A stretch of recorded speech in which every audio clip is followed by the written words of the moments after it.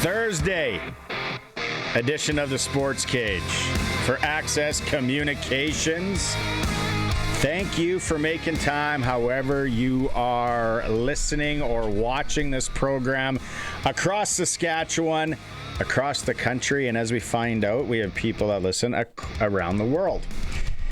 We're going to be 3 hours for you. What do we got? Well, it's the Masters. Hello, friends. The Masters started today. It's on right now in Augusta, Georgia. Let's have some fun with that. Of course, we're going to tell you who's leading. A couple of my ponies are looking all right. We're getting to the betting side of things. WHL playoffs start tomorrow. We're going to have some fun with that. If you're watching the stream, you see my lid. Fine folks from this certain team sent it to me last year, so I'm going to wear it. And tomorrow I'll wear the other teams. NHL last night, Oilers win. We'll touch on that a bit.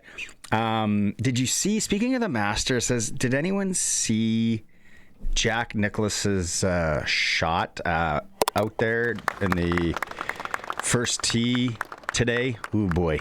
I'm surprised that doesn't happen more often, but we're trying to see if we can show that to you if you're watching the stream. If not, we'll paint the picture as we do. SJHL last night was interesting to say the least. Everything's even Steven. Benny Walchuk, the SJHL Report's coming up in hour one. I think we still have a SportsCage SJHL hat to give away. We're going to give one of the, Colson remind me, we'll give that away when we do the SJ Report. Clutch Performer, NASCAR Report. Arash Madani's at 4:35, half hour later today, but Arash will be in. He's walked the grounds of Augusta. I got questions about that. Hour three, Glen Suitor, and then we got an interview. Dave Thomas, Davey, or as I found out, what do they call him? Chippy? Somebody in Saskatoon, one of his nicknames is Chippy.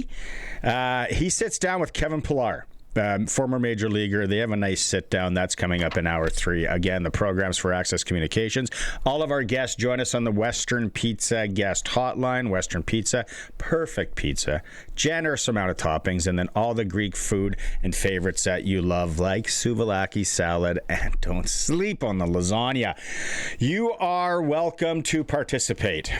The regulars, let's go. We need you today because the question and the debate and what we're going to have, you're going to want to get in on at 936-6262, Prairie Land Rentals, 600 Albert Street. You get to deal with the owner, whatever you need for renting, maybe that spring project, they have it at Prairie Land Rentals. Good chance they have it anyway. 600 Albert Street, you can call them.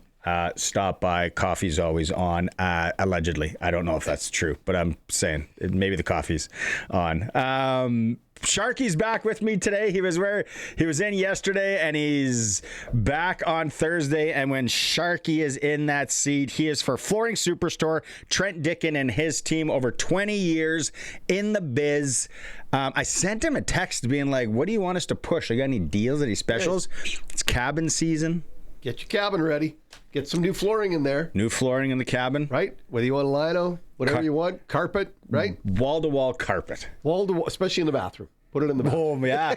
My baba used to have shag carpet, and then I remember the seat had some sort of shag thing that you had to lift up, and then a real padded seat. It was in Waka, Saskatchewan. That sounds pretty fancy. What about carpet on the ceiling in the attic? Have you seen that? Why would you put carpet in the attic? It was a thing where you'd have like a little attic space that they would turn into a room, and you'd carpet the whole thing. Really? Yeah, I've seen some houses from the 70s and 80s with that. Well, if you need it, go to Flooring Superstore. If you need to carpet the attic, go see the boys. Park in our It'd be a dust problem, wouldn't it? You would think there'd be issues. Yeah. Yeah. 936-6262. Let us know if you've anyone out there attic. rocking an attic with carpet on the ceiling. Yeah, we can help you out. Can you let us know? All right. SJHL last night. I want to cover this because we are local and we love covering local and everything local. Game's tight on Tuesday, and then last night we got a 5-2 Weyburn win and a 7-2 Yorkton win. A blowout. I haven't looked that deep into it. I was actually thinking, I'm like, I want to get home. I want to try and watch this. Flin Flon, they started the scoring, 1-0, and then Weyburn, boom, boom, boom, boom. Weyburn takes a 5-1 lead, and they end up winning 5-2. Shots. Flin Flon had 41, so shout out to Weyburn's Joey Roca, 39 saves. Travis's great nephew, Charlie, stopped 29 in net for Flin Flon. But that series is now deadlocked. 2-2. Load up the lung. We're headed back to the Flon. Flin Flon, when they were budgeting at the beginning of this year, I wonder if they went, okay, we should budget in our playoff gap. Well, what do you think Diesel's going to be at in April? Yeah. Well, I don't know. It's hovering, pretty stable right now. It's hovering around 138, 140. Yeah, let's worst case 145. Okay, what are we thinking for road trips? Well, maybe one long one. Yeah. Maybe we got to go somewhere. We won't have to play Nipawin and then Flin Flon. And then someone in the back's like, well, what if we have to play Estevan and Weyburn? Like, shut up. That's never going to happen. What if gas is what if diesel's near $2? $2. Hey, that's not going to happen. Well, that's what's happening. Welcome to Flin Flon. Yeah, they got a new bus though. They got a new ride. They said they needed an upgrade. They got it done, and it's getting miles. Yeah, miles are put on. So then everything breaks until Saturday, which is good because the WHL starts Friday. Yeah. So the SJHL is not stupid. They know what they're doing. Then on the other side of things last night, as you mentioned, Sharky, we had Yorkton kind of laying it to They did. Battlefords. They woke up and said, North Battleford, this is not your series. We want to be back in this. 7-2, 2-0 after 1, 5-1 after 2, coasted from there. Yorkton really played their best game of the series right there. And now Battleford's got to go back on the road to see if they can get themselves ahead again. So, yeah. Gavin Bartha, 2 goals for Yorkton. Caleb Krieg, the win in net. Yeah. So they, it says the attendance was 1431 in the old Access Communication Center. And that place would be good. I saw a picture of let's go to what Weyburn. It would be good. I saw a picture of the Weyburn crowd last night. Again, I was going to try and watch that game online. Didn't happen, but I was like, oh man, yeah, that looks all kinds of fun. Yeah. Playoff atmosphere. Packed. Love SJHL playoff rinks. Love them. Yeah. Speaking of, that's why I'm wearing the lid. And here's the question for today. All right. We need people out there, a lot of you regulars that text in, and then anybody else. 936-6262. I've made it known. I grew up in Saskatoon, Saskatchewan. Yep. Spent the better parts of 20, let's say call it 25, with some moving away, in and out and all that. Better parts of 25 years, okay. 26 years. Moved away for a bit, moved back, moved away for a bit, moved back. Prince Albert is, now that it's double lane, like you can make from North Saskatoon, you can make Paradise in just over an hour. Yeah, it's not bad enough. Yeah. Like double lane. The RC is usually pretty good. You're not going too crazy. Don't get nuts, but you can go. Sometimes you might want to stop though. They got that nice my wife. That little setup they got at Rostern. Yes. The nice Mennonite family that sets up there. That always takes probably 20 minutes out. Maybe grab a slice. But it's so close. Now the rivalries that happen between Prince Albert and Saskatoon. There's been some really good fastball ones back in the day, but the WHL, even high school sports, and PA is they've never, since they changed everything to where it's like 4A, 5, 6A, like they made it a little more even. That was very smart. Yeah, because back in the day it was like Carleton against Holy Cross. Well, good luck. Yeah, they were in tough. Yeah, they were in tough a lot. Yeah. So, but the rivalry of the Blades and Raiders. So then I had to start digging up and going, okay, well, when do I remember the Blades and Raiders going at it? And it was 1992. I remember 1995. Okay, well, 92. Would that have been? Let's start pulling up. Let's start pulling up names for the people. Would that have been the first round or the second round? Oh, I have this information somewhere.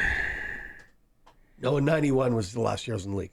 1992, the Blades won the East Division final, 4-2. Okay. Let's get some names out. You get the Prince Albert. You can work a keyboard. 1992-93 Saskatoon Blades. See that? I know 95 Mark Dale, Frank Banham. Yep. 92. Oh, Nelson's were gone and Madani was gone. You look it up. Look up Prince Albert. Look up Prince Albert Raiders 92-93. Here are some of the beauties on the Saskatoon Blades. And my boys, like they know this. Ryan Fujita, 110 points that year. Shane Calder. I remember his hockey card had bad hair. 85 points. Mark Watton just dropped into the Legends category of the Blades. Frank Banham was young. Derek Tibbett, Sean Yakamishin, Clark Wilm, Jason Duda, Rhett Warner on the back end, 68 points. Chad Allen, shout out Davidson, Saskatchewan, was there. But the goaltender that made it all work for the Blades that year, 1992, was Norm Miracle. Yep. He was good. He was good. He was good. What do you got for names? 92-93 Raiders. Well, Shane Toporowski? Shane Toporowski. Van Burgess. Van Burgess was the leading scorer there. Toporowski. Dennis Peterson. Dean McCammon. I was just going to say, was Dean McCammon. McCammon was there. Man, was he good. Dwayne Maruschak. Blonde hair guy. Maruschak. Shane Zeliniak. Jared Bednar. Bedsy was there. He's been on the program. Yeah. Who else we got as we get on? Troy Jurtis, Barkley Swenson, Darren Perkins, Shane Knighty. Yeah, was a 16-year-old from Neepawa, Manitoba. Yeah. So yeah, there was some names, and their goaltender is a name that I would not have got in a million years. Okay, hold on. 92-93 Prince Albert Raiders. Was he famous? No, I don't know. Hang on, I'm even trying to find if he played after this. He's done. Yeah, he was done. Called her quits after you lose. Yeah. Stan Reddick? Matwitju. No. From Windsor, Ontario. How does a kid from Windsor end up in Prince Albert? Got on the wrong bus. So that was 92-93. 92-93. What's your next year? 94-95, which I remember. Like I said, Mark Dale, Paul Buchkowski, Frank Banham, Shane Calder, they lit the lamp often. But the Raiders in 95 won the East Division semifinal, 4-0. Pull up Prince Albert Raiders 94-95. I'm thinking Toporowski. Still there. Yeah. He's a 19-year-old. McCammon gone? McCammon is gone. Yeah. Paul Healy was the leading scorer. Paul Healy. Yeah. Yeah.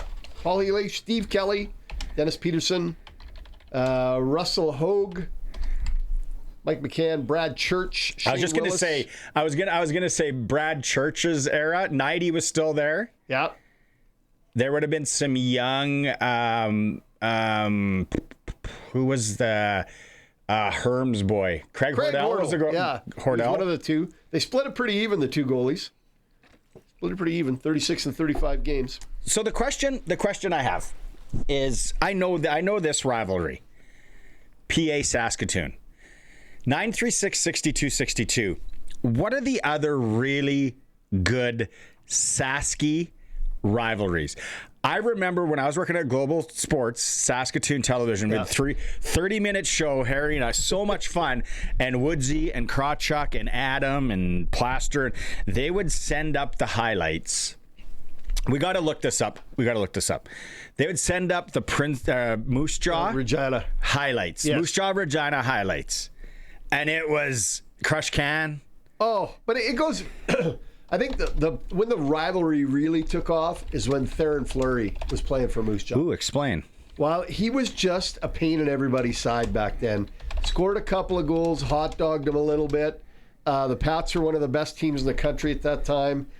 Fleury was the leader of Moose Jaw, along with Mike Keane. And that's when the rivalry started. People hated Theron Fleury here. Hated him. Oh, yeah. Yeah. Right? Moose Jaw Warriors Red Hat Pats, according to Google, have met in the WHL playoffs 4 times. That's not as many. In the history since 1984. 85 would have been, 86? They went back-to-back years. Did they? And then it didn't happen till like 2000 or something. 96. 96? That's when Josh Holden got hurt. He got his arm cut, awkward fall, and a skate cut his arm. Wow, what a memory I got. And then 2017. Yeah, just recently. Yeah. So that's a good one.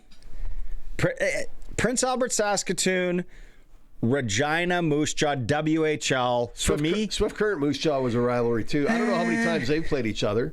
Yeah. See, I got fortunate enough to live in the great city of Swift Current for a bit when they were making their run. They didn't play Moose Jaw in the playoffs. I don't remember Moose Jaw being a problem. The thick rivalry. Yeah. Swift so was Current, it Medicine Hat? No one really. Like, it was kind of whoever. And hey, 936-6262 Swifty, Southwestern Saskatchewan.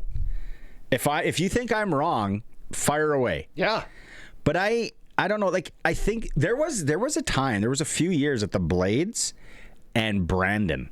Yes. So this was the Jordan Tutu, Wasey Rabbit, Warren Peters, and there was a big rivalry there. Because they were 1-2 in the league for a while, right? Fabricated, a bit, which was fine. Swifty, though, never really had that. Yeah, Lethbridge. We're staying Sasky here. Lethbridge Medicine Hat is a big one, sure, without a doubt. But I don't know if the Saskatoon PA would take a back seat to Regina Moose Jaw playoffs. Now, if we're just talking Western League, I think Saskatoon PA is ahead just because of the number of times they played. Okay. If we include the SJHL, it's Highway 10 and it's Highway 39. Weyburn, Estevan, Yorkton, Melville. Those were the two rivalries. That's what I wanted to get. That's what I wanted to get in. That's what I want to get into. Yeah, like that. We got to go to Melville, Yorkton last year, a game. It was great. And then they played again this year. Awesome. Mm-hmm. Never been fortunate enough to go to an Estevan Weyburn. Unbelievable. Is it? Yeah, unbelievable in the playoffs. Yeah, everybody travels. Yeah, single lane highways. And Melfort and Nipawin have the same thing. Well, see, that's the Melfort Nipawin, from what I remember. You got Melfort Humboldt can get it on. They can. You got Nipawin Humboldt can get it on, and it's like that triangle. The old Center 4 League, as I used to call it, the Center 4 League. That's what it was, wasn't it? Was it the Center 4? We should get Tedarenko on. I should give him a shout, and every time we get together, we chat with some of the old We'd band. have to beep him constantly, wouldn't we? They can go the whole show without. But yeah, Melfort. And Humboldt, Melfort, Nipawin, yes. Here's another one that I think, and you got to go minor hockey, okay, or senior, okay. Rosetown, Kindersley, doozy in senior. Yeah, they both. Kindersley hates Roscoe. If you're out there, Kindersley, I know, hates the fact that Rosetown calls their rink the Banner Barn. Because then they go, hold the phones. Have you seen the banners hanging in our barn? Yeah. I know that for a fact. So that's a good one. Battleford?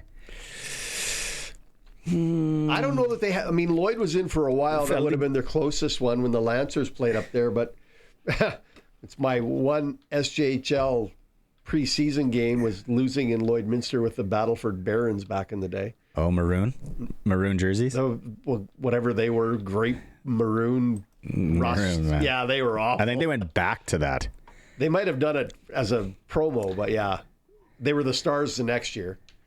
Yeah. Tamara from Calgary, texting in Prairie Land Rentals text line. Pats at Raiders had a thick rivalry 95-96. Brandon, PA, 93-94. Okay. Okay. Tamara knows her stuff. Good job. Well, Tamara. 90, 91, and 91, 92, the Pats played the Raiders. 89, 90, and 90, 91. The Pats played the Raiders. Eastern Conference semifinal, Raiders won in 7. Then in the first round of the next year, the Raiders were the way better team. Pats were seeded 5th. Raiders were seeded number 1, I believe. And the Pats knocked them off in a best of 5. Rich from Shellbrook says, hands down, PA Saskatoon. So I would think so, yeah. Rich is probably making the twirl into PA to watch. You got to get tickets to the Hauser. I said we were going to go do the show. I'm ready. From the Hauser. I'm ready. What's tomorrow? Friday. What are you doing? Oh, can boot up to Saskatoon. Figure out the show? Or to PA. We went through Saskatoon. Yeah. Stop at Sardinia's and then keep going north. Sherry, Moose Jaw, Regina all day long. Better rivalry. Not in the they haven't had the playoff rounds. They don't have the history. Those ones would have had to have been good. They were. KD, back in the day, late 70s before PA went dub, but Humboldt, Broncos, Raiders. KD going way back. That would have been good. KD. Yeah, that would have been good. Yeah. Yes. Because the Raiders were the best team in the country at that time in Junior A. Yeah. Oh yeah. They wagon towned for like 4 or 5 years, and then Swift was before that. Wasn't Swift when they were in the SJ? No, I don't think they were as dominant. Maybe they were just mean. They were mean. Maybe it was just mean. I know a guy. Good story of a friend of mine playing for Weyburn goes into Swift, and they're warming up the backup goalie with Weyburn's net. Oh yeah. They had to go get their net back before warm-up started. I don't know if that was a kook show. Kyle McIntyre told that story on the Nooner, or Darren Kimball, or and there was what's his name, Dwayne Jorgensen, I think was one of the big tough guys. Could have been. I gotta look that team up. Cal says Prince Albert, Saskatoon. He's really, really looking forward to it. 936-6262. What are the good Sasky rivalries? There's some that we're forgetting, and we'll take all kinds. Like they might go Calvington, Langenberg, Bantam, fire away. Yeah. Let us know. There's some good high school football ones, as we found out. Yep. Some really good 6-a-side, 9-a-side. Love them. And then there'll be some good. What's some of the best senior ones that you remember? Senior hockey ones. Well, when I was coaching Cupar Raymore, Cupar Southey. Those were when I was coaching Cupar, those were the two biggest ones. Well, yeah, so for sure. Yeah, Southey without a doubt. But Raymore and us were 1-2 in the league for a bit there, and those were big games. Those were extra big games. Oh, I'm trying to think. I was fortunate enough to play in a Christmas classic, Abbey versus Cabry. Oh yeah, Herbert Morse. Why wouldn't I've heard those games didn't end well. Up north, you would have some doozies. We talked about the Rosetown Kindersley, but I think it was it Dinsmore, Lorburn? Oh, who was? Yeah. There was some, because you had Conquest, the Joyce boys from Conquest. It was like, how many guys are they? They're only dressing 9 guys. 5 of them are brothers, and they're like, it's like Big John. Big John. And they collectively weighed just under 1,800 pounds. Yeah, it was like, I remember playing against the Joyce boys. It's like, you look back, and some of I got to hit against Gene McWillie, the legendary fastball. You got to swing. You didn't hit it. Man, I wish I could remember. It was at a tournament in Hawarden, Saskatchewan. It was our Bantam team, and our coach entered us in a special men's tournament. And it's like, we're all getting driven out by our mums and dads. And then we get out there, and all these guys, there's a beer gardens, and they're ripping darts. And we're playing against the men. And they're like, you know how it was? It was like T-shirt and pants and cleats, and guys probably playing with a dart, where we all have full jerseys and everything, and it's like we're playing against these kids. But I got to play against Gene McWillie. That's quite a story. I remember it might have been one of the first rise balls I've ever seen. And it was like, where did that ball come from? It started down here. It ended up in my eyes. And then I got to play against the Joyce brothers from Conquest. And man, I don't even know if they wore shoulder pads. Probably didn't need to. Big mitts on the one guy. I don't know. I think I shook his hand at one point. And I was like, that guy's hands was like... He'd punch my whole face. Like a giant. Like the Beanstalk story. He'd punch my whole face at one time. It would roll down the road to Lorburn. There's got to be some good ones from down the southwest there. We got, Chikai, text line, Prairie Land Rentals. Chad says, Radville Nationals, Milestone Flyers, Sioux Line, back in the 90s.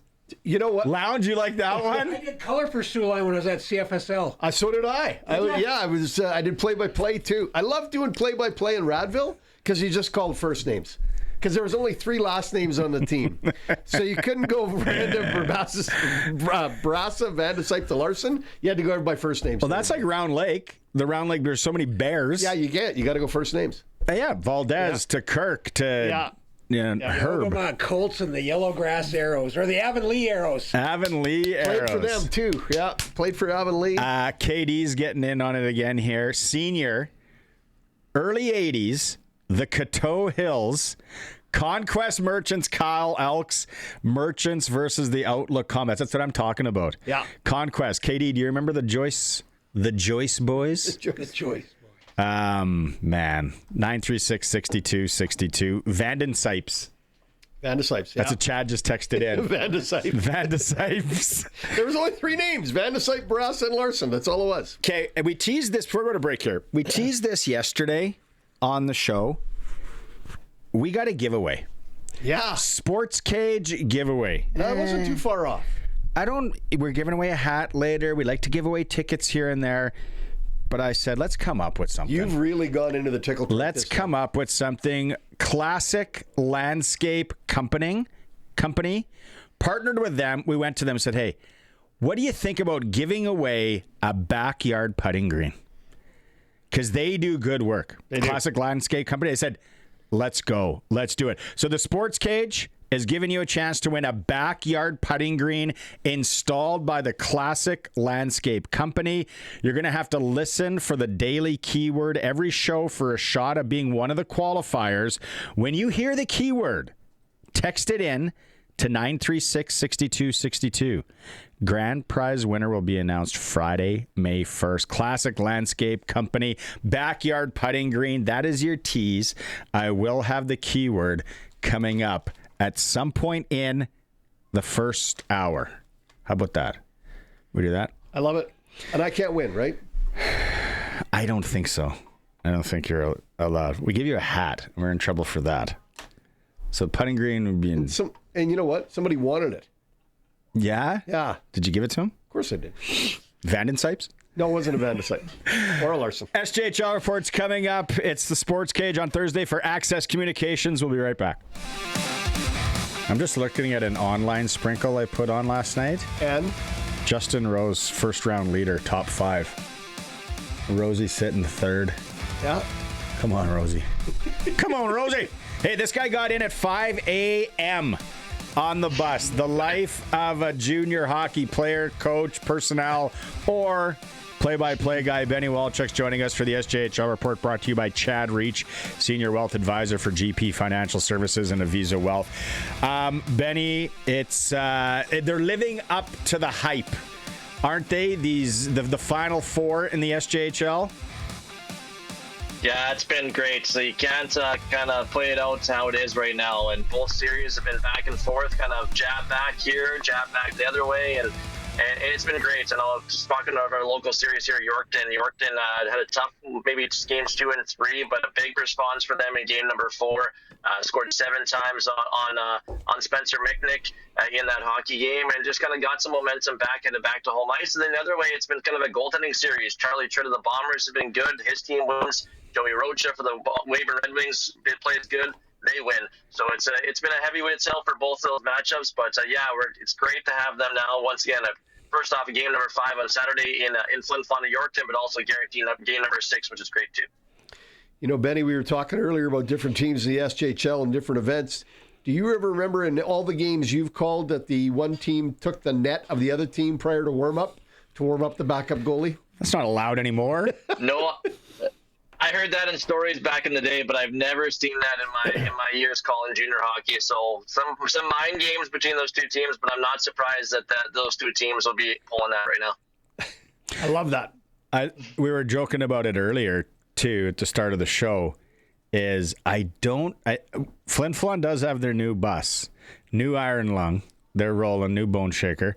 But I don't think when they sat down to budget things at the beginning of the year that they said, hey, 2 of the furthest trips is what we're going to do, and diesel's going to be pushing $2 a liter.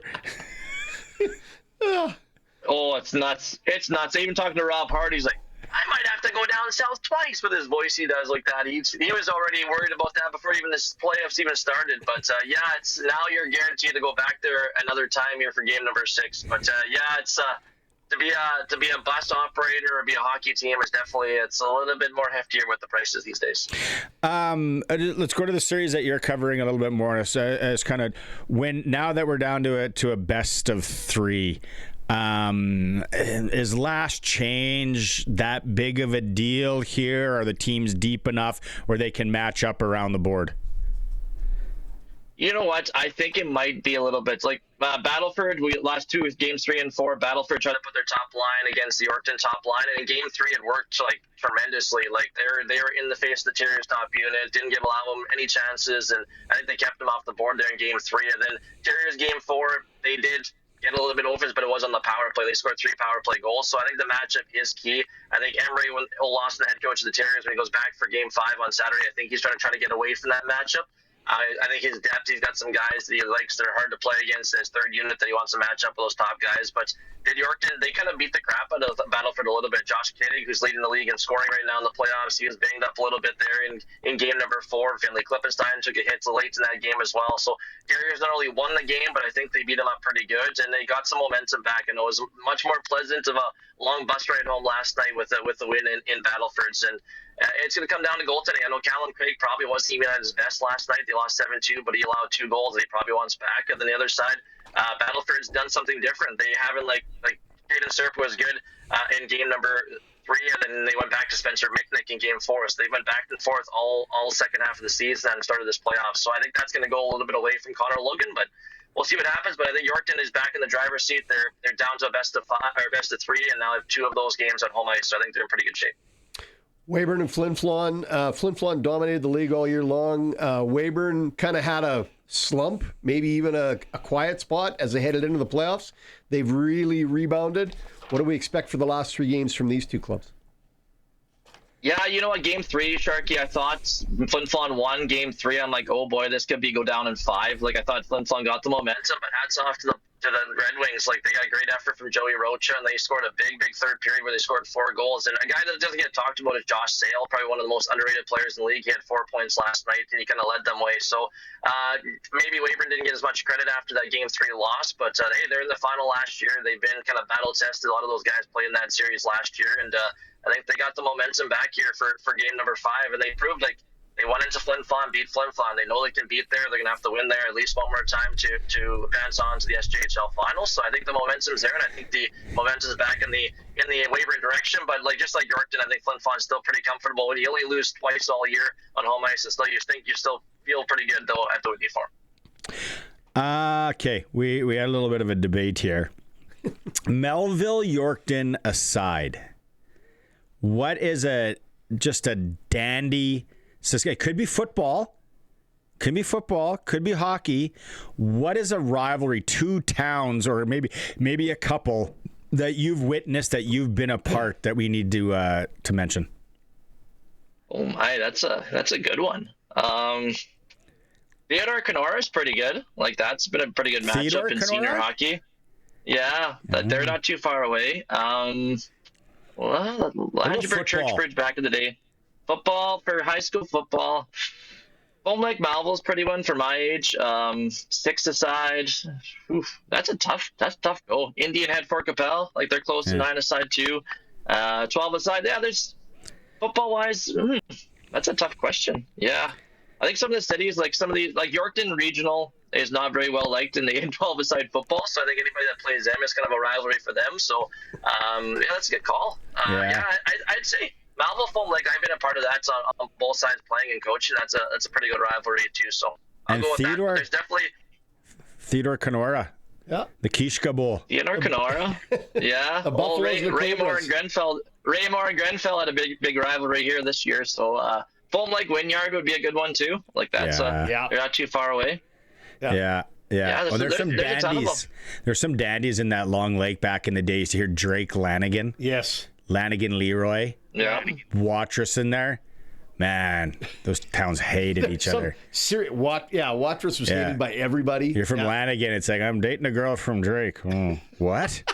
You're not allowed to come home ever again.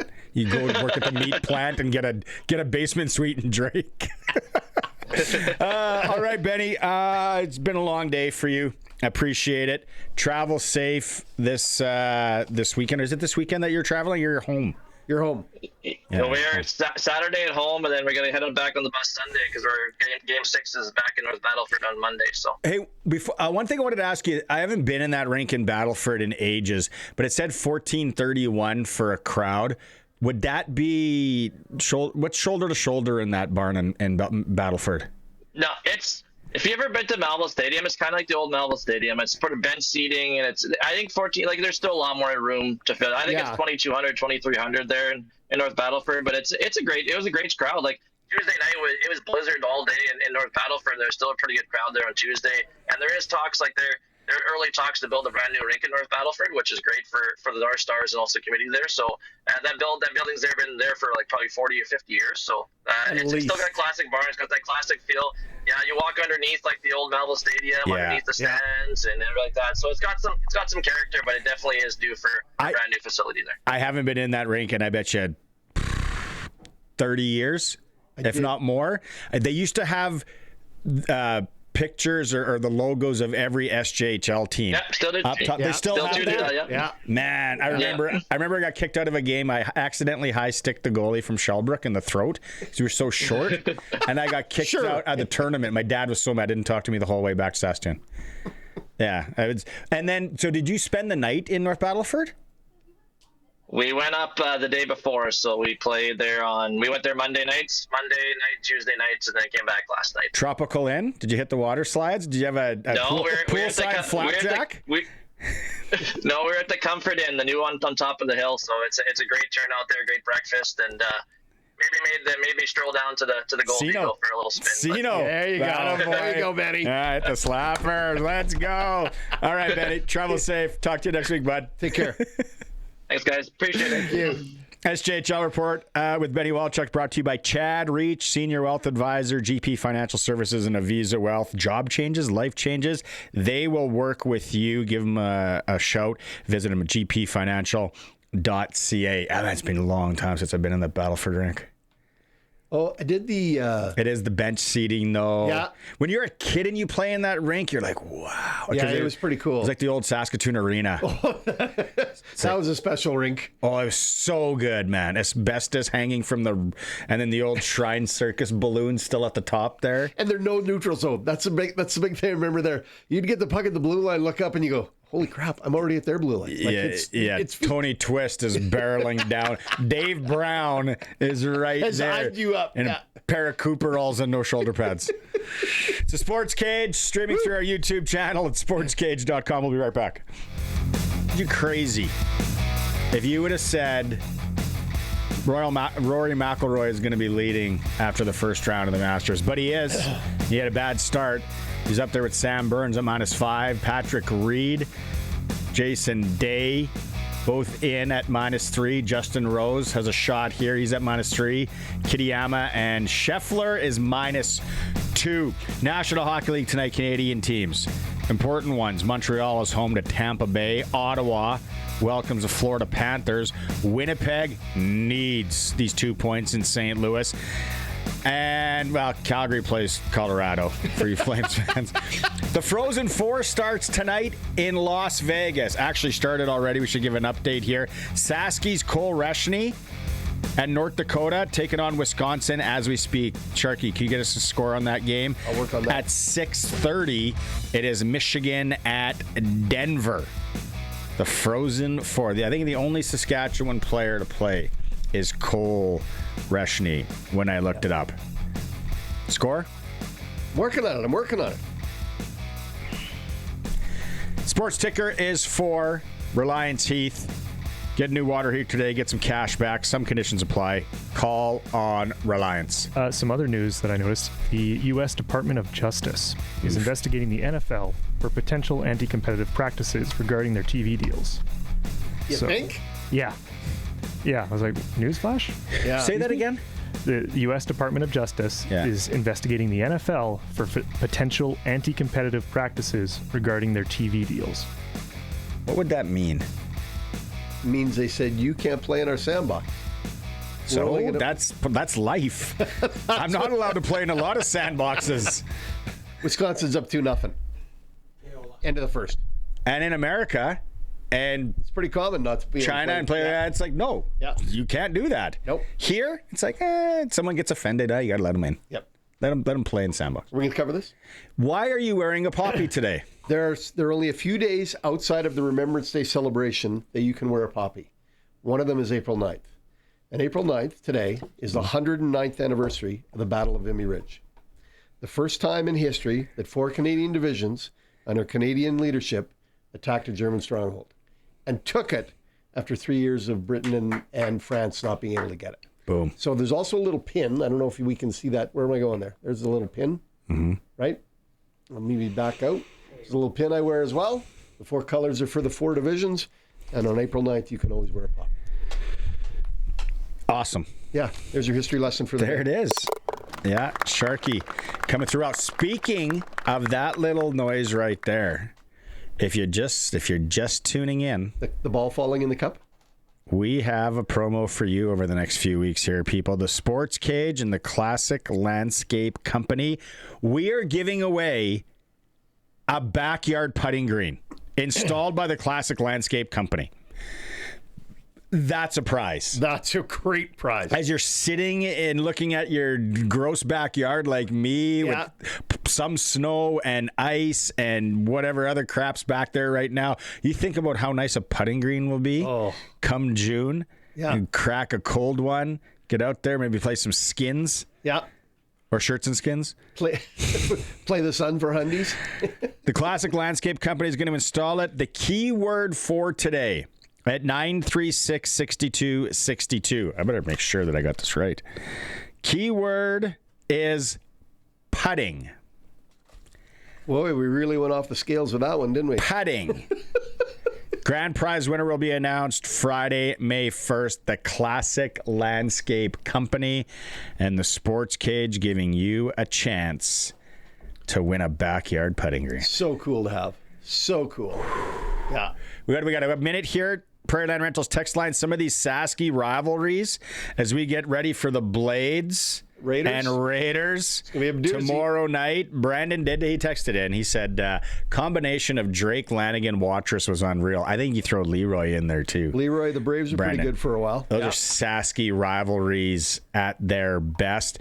Roscoe did say Byron McCrimmon playing in Rosetown. He was a tough guy on the ice because Brad and Kelly Would have been gone. they are from Plenty, Yeah. Saskatchewan. God's land, plenty. Because Kelly played, we did an episode with him on the Nooner. It's great. He played player coach with Carl Robert. The Tigers. The Tigra. What else we got here? James sometimes just goes off the charts. I love it. He says, Sharky, a few years ago, Fort Capel Bakery, a guy had an Authentic Expos lid on. Mint. I offered him $100. He said no dice. I should have just taken it and ran. See, James, maybe this is why you didn't make friends in Winnipeg. Stuff like that. I'm just saying. Hey, just taking a hat off a guy's head and running. And nowadays, you can't really do that. No. So you don't know what's going on. Yeah. Saskatchewan rivalries, what do you think? Is it Regina, Moose Jaw, Is it Saskatoon, PA? What are the other good ones? 93662. Hilltops, Rams, Hilltops, 62. Thunder. Oh, those are some good ones. Those are good ones. The Masters. Oh, look at this. This is a beautiful thing. But we're into hour one. We're coming back. Hour two, more chats, more texts, and Arash Madani along with the NASCAR report for Access Communications. It is a Sports Cage on Thursday. We'll be back. Welcome back.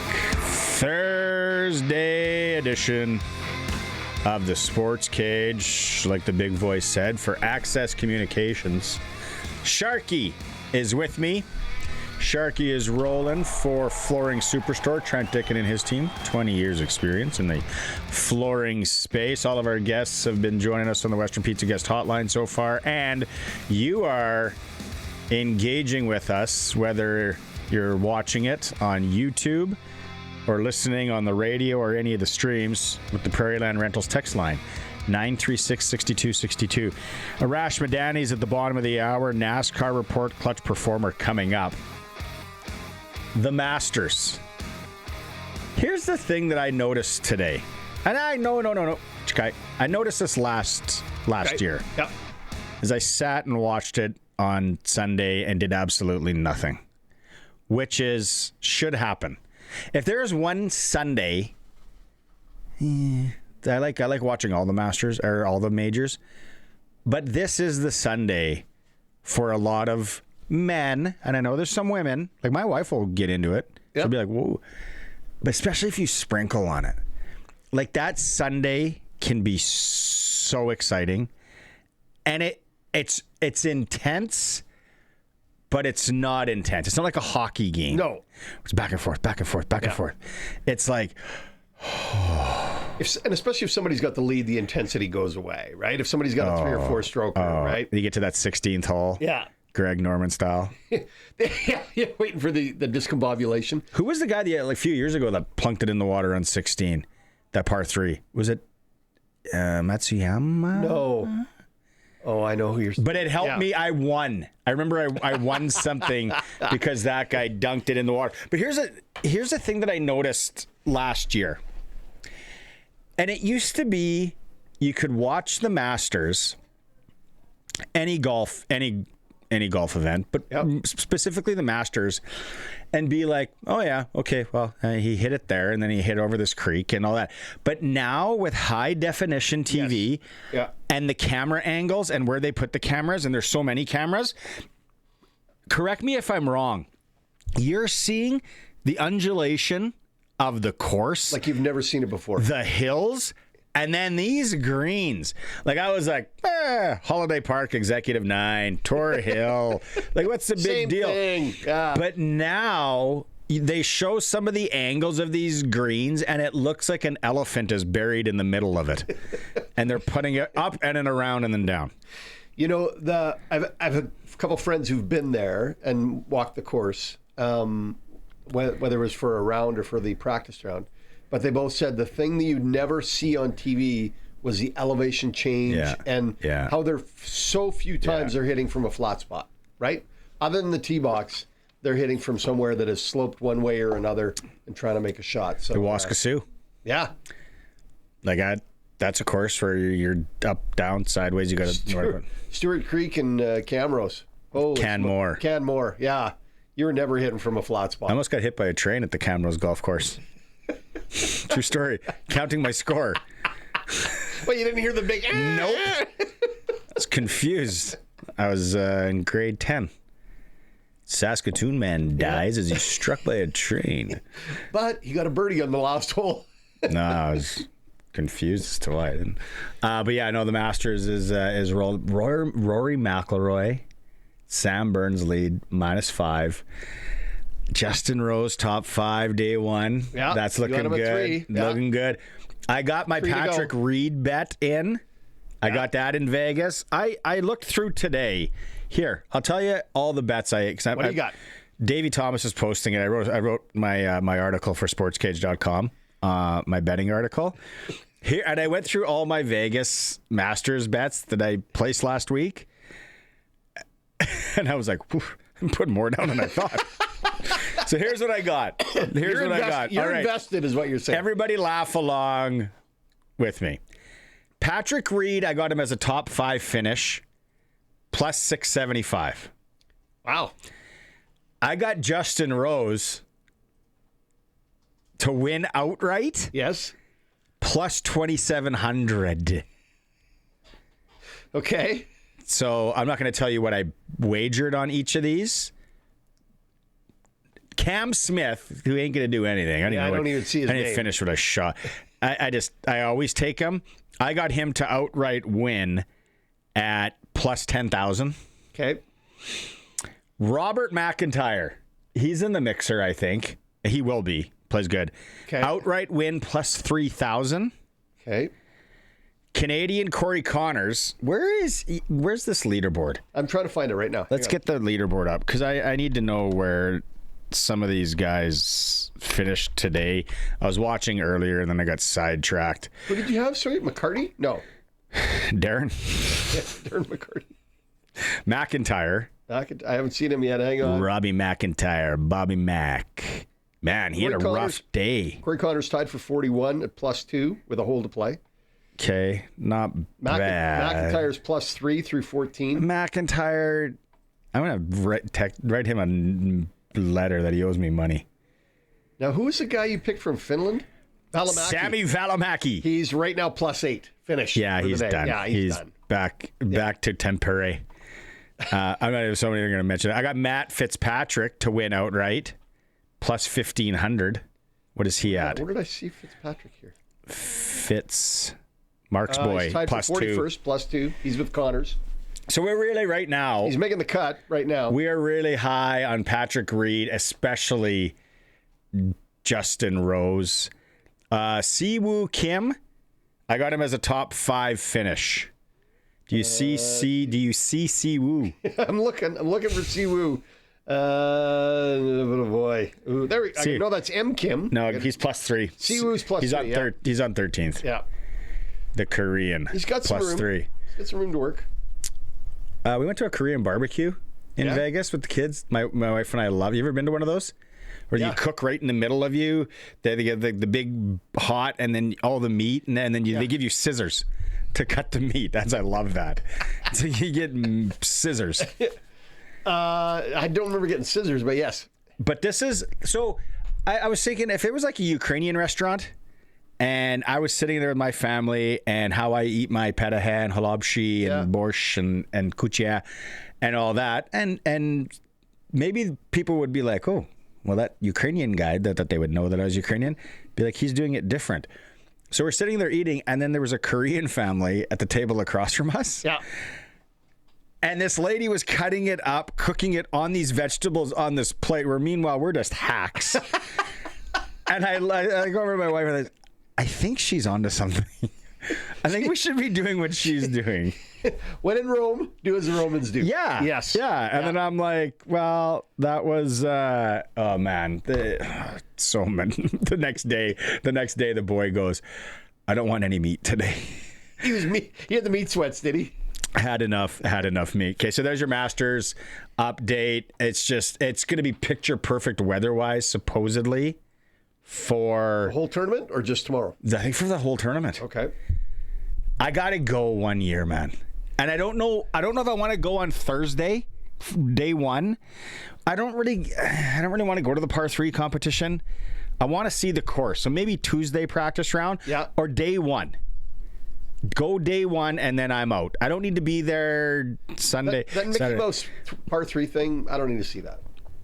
But it'd be fun to play. It would, but I don't need to see How does that guy get on the... Did you ever hear the Jamie Heward story about go ahead. Augusta? Duck has not shared. He told the story that when he was playing, I think in Toronto, and there's some connection to Atlanta, the Thrashers are there, one of his buddies, there was a guy that got him, that they could get him on. So they were like, oh, wow, we're flying down, where this is really happening. We're going to play Augusta. And? Pouring rain, course closed. No, it's not funny. I'm not laughing. I feel bad for Duck. He went out there and just kind of took in as much as he could. Yeah. Like standing in the rain like a weirdo. And The I only was guy like, on the course. oh, like, what are the chances? And the course is closed. Like, at that point, like, I've played over in Scotland a few times, and there was a couple of dicey days. Like, I think that the second time we went, our Carnoustie round, and then there was some guys that have never been there. And it was pretty windy, and it was going to look like it was going to get a little wet and all that. And I'm like, you got to play it. You're here. Like, we got to. Yeah. And it wasn't that bad. Like, remember that old Weather Network commercial that used to run? I thought, hey, Jim, I thought you were checking the weather forecast. You're not Jim. And the thing's sideways. That's a throwback, man. That's yeah, you got to be really old to know that one. But the Masters is on. It is so cool. And the SportsCage is giving away a putting green in your backyard thanks to the Landscape Company. Wouldn't that be something? Yeah. So keyword today was putting, 936-6262. You listen for the keyword every day. Landscaping's all done, and to get it in the backyard from the Classic Landscape Company. A grand prize winner will be announced May 1st. Okay, back to our conversation. What a prize. As on the eve of the Prince Albert Raiders and Saskatoon Blades, what are the chances we could go do the show in PA tomorrow? Colson. We got any budget, Colson? Budget, I don't think so. Chances to do the show otherwise. Decent. So we're volunteering. We need Curtis. We need Curtis to come with to set up. Or Mosh. Yeah, we need somebody else because we can't do this. I've done it, but not with a two-man setup. One-man setup, yeah. The two's a little tricky. Oh, the Hauser is going to be rocking. Yeah. Should be packed. Bring the milk crates. So you can sit in the second row. No, you stand on them. Yeah. In the second. So we're asking people about, like, Saskatchewan rivalries. Is Prince Albert Saskatoon one of the best in the Western Hockey League? A number of people texted in and said, Moose Jaw is, and Regina. It's a good one during the regular season. They just don't have the playoff history PA and Saskatoon have. What are the other good ones? Well, I said, I know two towns like Rosetown, Kindersley, Melfort, Humboldt, Melfort, Nipawin, Humboldt, that whole triangle up there. The Highway 10 and Highway 39. Don't like each other. No, don't like each other. Yeah. Then we got in some people message in some good senior hockey ones. Oh, there's been some dandies. I forgot about the Milestone Radville one from years ago. Yeah. Really? Yeah, that was a big one. Yeah. Both those teams are really good too at that time. Who sent this in here? Dennis from Waldheim. Okay. You guys got some snow out there, didn't you, Dennis? Did you see the north got drilled? Yeah, they get smoked. He says, hey, guys, love your show. Thanks, Dennis. Love you, too. I think the absolute best playoff series I ever saw with the Blades was in 88-89, the old barn. Oh, yeah. Randy Smith's dad, Bill, he ran all the concessions. Oh, did he? Ran a nice patty. Him and my dad are thick as thieves. You walk in, I could just still smell the burgers in that place. Anyways, 88-89, Old Barn against Medicine Hat. And the Blades in it a couple of years ago against the Regina Pats. The Blades had a great playoff series with Connor Bedard. Yeah, that was a great that went 7, right? That was a great 7 gamer. Yeah. Really good series. Yeah. Old school Blades versus Victoria, early 70s. Ooh, how's that for a roadie? Yeah. Blades versus Brandon, mid 70s. Born. Blades, Brandon had a couple of good ones early 2000s because I was working at Global. I remember that. I was like I mentioned earlier, Jordan Tutu, Eric Fair. Yes. Was for Brandon. They had a really good defenseman. The Blades or Brandon? Brandon. Eric Fair. And then the Blades had Ryan Keller, Warren Peters, Wasey Rabbit. What year is that? 2002? I think you're right. 3-4, 2003, 2004, in and around there. Okay. Damon messaged Ryan in. Stone. Yeah, Stone. Regan Leslie. Mark Derlego. We have, how about this for What he's got? Masters private jet? out of Toronto, in and out, same day, $10,000. Hold on. There was right here. Champion Grads Rugby Regina Rogues. Rogues. Yeah, that's a big rivalry. That's a big rugby rivalry. Yeah. Really? Yeah. Yeah, that's a big rugby rivalry. They don't like each other. James says Freddie Couples had a nice round going, boys, until 15, 16, 17. Wrote down a 9 and a 5 and a 6. Tough finish for Freddie. I've got that scorecard. That's a lot of walking. That body up and down. Oh, Robbie McIntyre's +3 on 15. That's a waste of money. Undulation's a big word, apparently. Crofty's saying. Oh, and he's going in the drink. Robbie McIntyre's swimming. He's going. He can make plans for the weekend. Yeah. Did you get a word a day toilet paper for Christmas? Gave you that. Crofty. Funny. Other rivalries around. I'm going through some of these text messages and all that. Well, in the southeast, Redvers Mooseman's got to be big. Oxbow, Lampman. Right? Melville, Yorkton, SJ. Yeah. We covered. Yep. Estevan, Weyburn, SJ. Yeah. I feel Swift Current and as living there, and again, anyone from the Southwest, I really maybe Swift Moose Jaw if you really grasp the straws. But they didn't really have. I didn't feel it. That passionate rivalry. I never saw them play in the playoffs.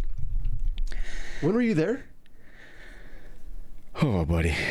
98, 99, 99, 2000, in and around there. Okay. Swifty made a run. Swifty lost in the Eastern Conference Final to Kootenay Ice. I had to call a game in Kootenay. I had to go call. That was a good barn. Great place to play. No support. No. It was just no fans. They were tough. Yeah. It was in tough. But yeah, Swift I don't think really had that.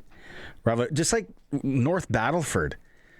Like who's North Battleford's big, like we can't stand them rival? There isn't one that I remember being there when I was younger that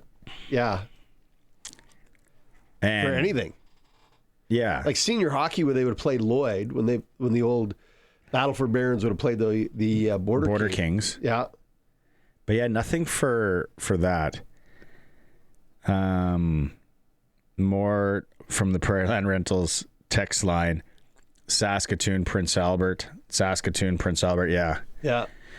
I think that's the one, and just because of the history. Because there's more history there. An hour away. Well, PA or Moose Jaw and Regina, it's like 35 minutes, 40 minutes. Easy, yeah.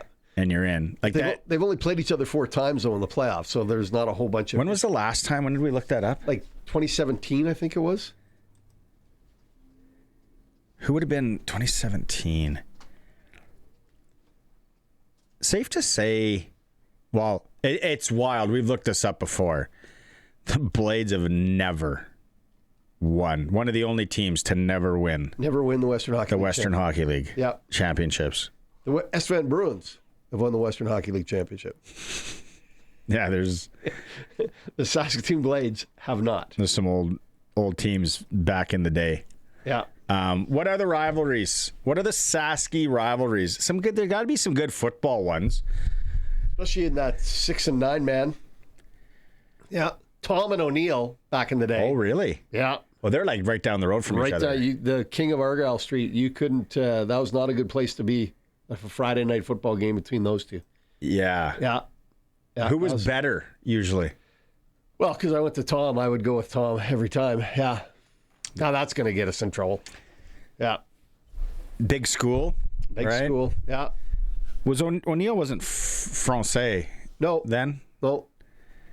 I don't think they are now either, are they? Mm-hmm. I think it is. Really? In Saskatoon, like I was rush home rivalry, so I was like Bedford, Fian, Catholic, and Mount Royal. But it wasn't that, like, there was a rivalry, but none of us were really good. It was all the East. Race to the bottom? It was all the East Siders. No, my grade 12 year, we were ranked. We should have won. We got upset because Tom Sargent left us to Evan Hardy, and then who beat us in the semifinals? Evan Hardy. Yeah. Totally outcoached. throw our coach under the bus. But it was Holy Cross, Walter Murray, Taylor Street. And they're close. Those schools are really close to each other on the east side. Now we got St. Jose's out there, big school that Bethlehem or whatever was built. Tommy Way out in the Douglas. north there? Is that it? One is on the west. St. Joe's is kind of northeast, but that's Is that up by Graham? Is that what? No, that's BJM. Okay. Bishop James Mahoney. Bishop Mahoney. Green roof school. Big green roof school. Stars and Clippers. There we go. The Battleford and Kindersley. Yeah, that'd be the closest one. In the 2000s. Yes. We're saying here. No name. Text it in. Thank you. Late 90s. Yeah. Kindersley had a good run there. That'd have been the Kevin Marishak days, tearing it up. Chris McEwen, Rene Benoit were there. Rene Benoit never made the playoffs. He did so. With Kindersley, he did. I better be nice. He's driving my daughter to Saskatoon on Saturday. Highway Hockey League back when I played. Lumsden Raymore. Lumsden's rivalry should be Bethune. They weren't in the league back then. Raymore's rival should be Southie, maybe Cupar. It was. Wynyard. Wynyard wasn't in the league then. Foam Lake. So back in the early 90s, it was Cupar, Southie, Dysart, Raymore, Strasbourg, Siemens, and Lumsden. Yeah, Siemens Raymore, that was a good one. That would have been a rivalry. Yeah. That Siemens rink was not good. Not good. No. No. Well, part of the ice wasn't artificial. All of it was not artificial. Or part of it was then. There's like something weird there. I remember I saw I was playing in Bethune. I first moved here. One of our guys got hit so awkwardly into the boards by the bench. I thought he might have passed away. How do we get a body out of the Siemens rink? And I know how. It was cold. In an ambulance. We had a guy get checked from behind up there. This wasn't a hit from behind. He just went in awkward. Yeah, we had a good friend of mine got hit from behind up there. Had to leave in an ambulance. Raymore Siemens. Yeah, that'd be a good. See, I'm drawing a blank up north with some of the other good ones. Wasn't Nokomis in the Long Lake too? Weren't they up there playing Drake and those guys? I think they were. Yeah, they were. And Nokomis was kind of like whatever though. They were on the edge. They were kind of. Jay messaged in Siemens rink, square corners, chicken wire, -50 natural ice. And they kept the garage door open on your goalie at the one end, so it was nice and cool on him. Why wouldn't a guy? Yeah. Okay, we got to go to break here. We're going to come back. Clutch Performer, NASCAR Report, followed by Arash Madani. It is a Sports Cage for Access Communications on Thursday. For God and country, drivers, start your engines! Love it. Who was that? Robert Patrick. Isn't he in the Terminators? Isn't he playing in the Masters? It could be. I don't know. Maybe he is. Hey, if you follow along, you knew that last week NASCAR took the week off for Easter. Very religious group. So we don't have a story to tell you from last week's race, and we're not going to go back 2 weeks. But we are going to remind you of some things that have happened in NASCAR this year that have highlighted some of the new young drivers. Ryan Preece sits 13 in the standings. Carson Hocevar at 15. And Daniel Suarez at 16. They're off to great starts after the first 7 races. Bubba Wallace, who was second for a few weeks behind teammate Tyler Reddick, who's still first. Wallace has fallen out of the top 10 after finishing 36th a week ago in Martinsville. Kyle Busch is having a tough year. He's sitting 26th in the standings. Nobody cares. He's yet to break the top 10 in any race. He's terrible. But if you ask Kyle, it's not his fault. Finally, Tyler Reddick continues to hold down first place, followed by Ryan Blaney. And the Joe Gibbs Racing Team has all 3 drivers in the top 7 so far this season. This week, we go to Bristol, Tennessee in the Bristol Motor Speedway, a half-mile track. It's very similar to Martinsville. So we're going to see that rub in his race in effect. You're going to see guys banging into each other. Look for Denny Hamlin to have another good week. Nah. Yeah, and watch for Chase Elliott to come from behind again and take the top spot. There you go. Crofty, there's NASCAR. NASCAR report for Croft Electric. Visit them at croftelectric.com. They're hiring. They are. Right now. Apprentice. If you're good with the tools. Good with the tools, or if estimators, junior estimators, something like that. If you're tired of being on the tools, go and be an estimator. Could I be a junior estimator? You can be junior something. Yeah. I like to wear a nice tight t-shirt like Crofty does. I'm not as fit as him. Yeah, yours is tight in the wrong spots. It's been a good run. Robert Patrick was T1000 in Terminator 2. There you go. I told you he's one of the Terminators. Oh, Jordan Spieth just hit it into the bush on 18. That's exactly where I would put it. He'd put it right in the pine straw. He's deep in there, too. Yeah. I've always wanted to see how far left someone could hit it on 18 at Augusta. Yeah, thanks. Good job. Okay, Clutch Performer. Crofty. The SportsCage Clutch Performer for Keln Solar. Thinking about saving money by using solar power? Keln Solar is a local family company that can put solar panels on your home, business, or farm. KelnSolar.com.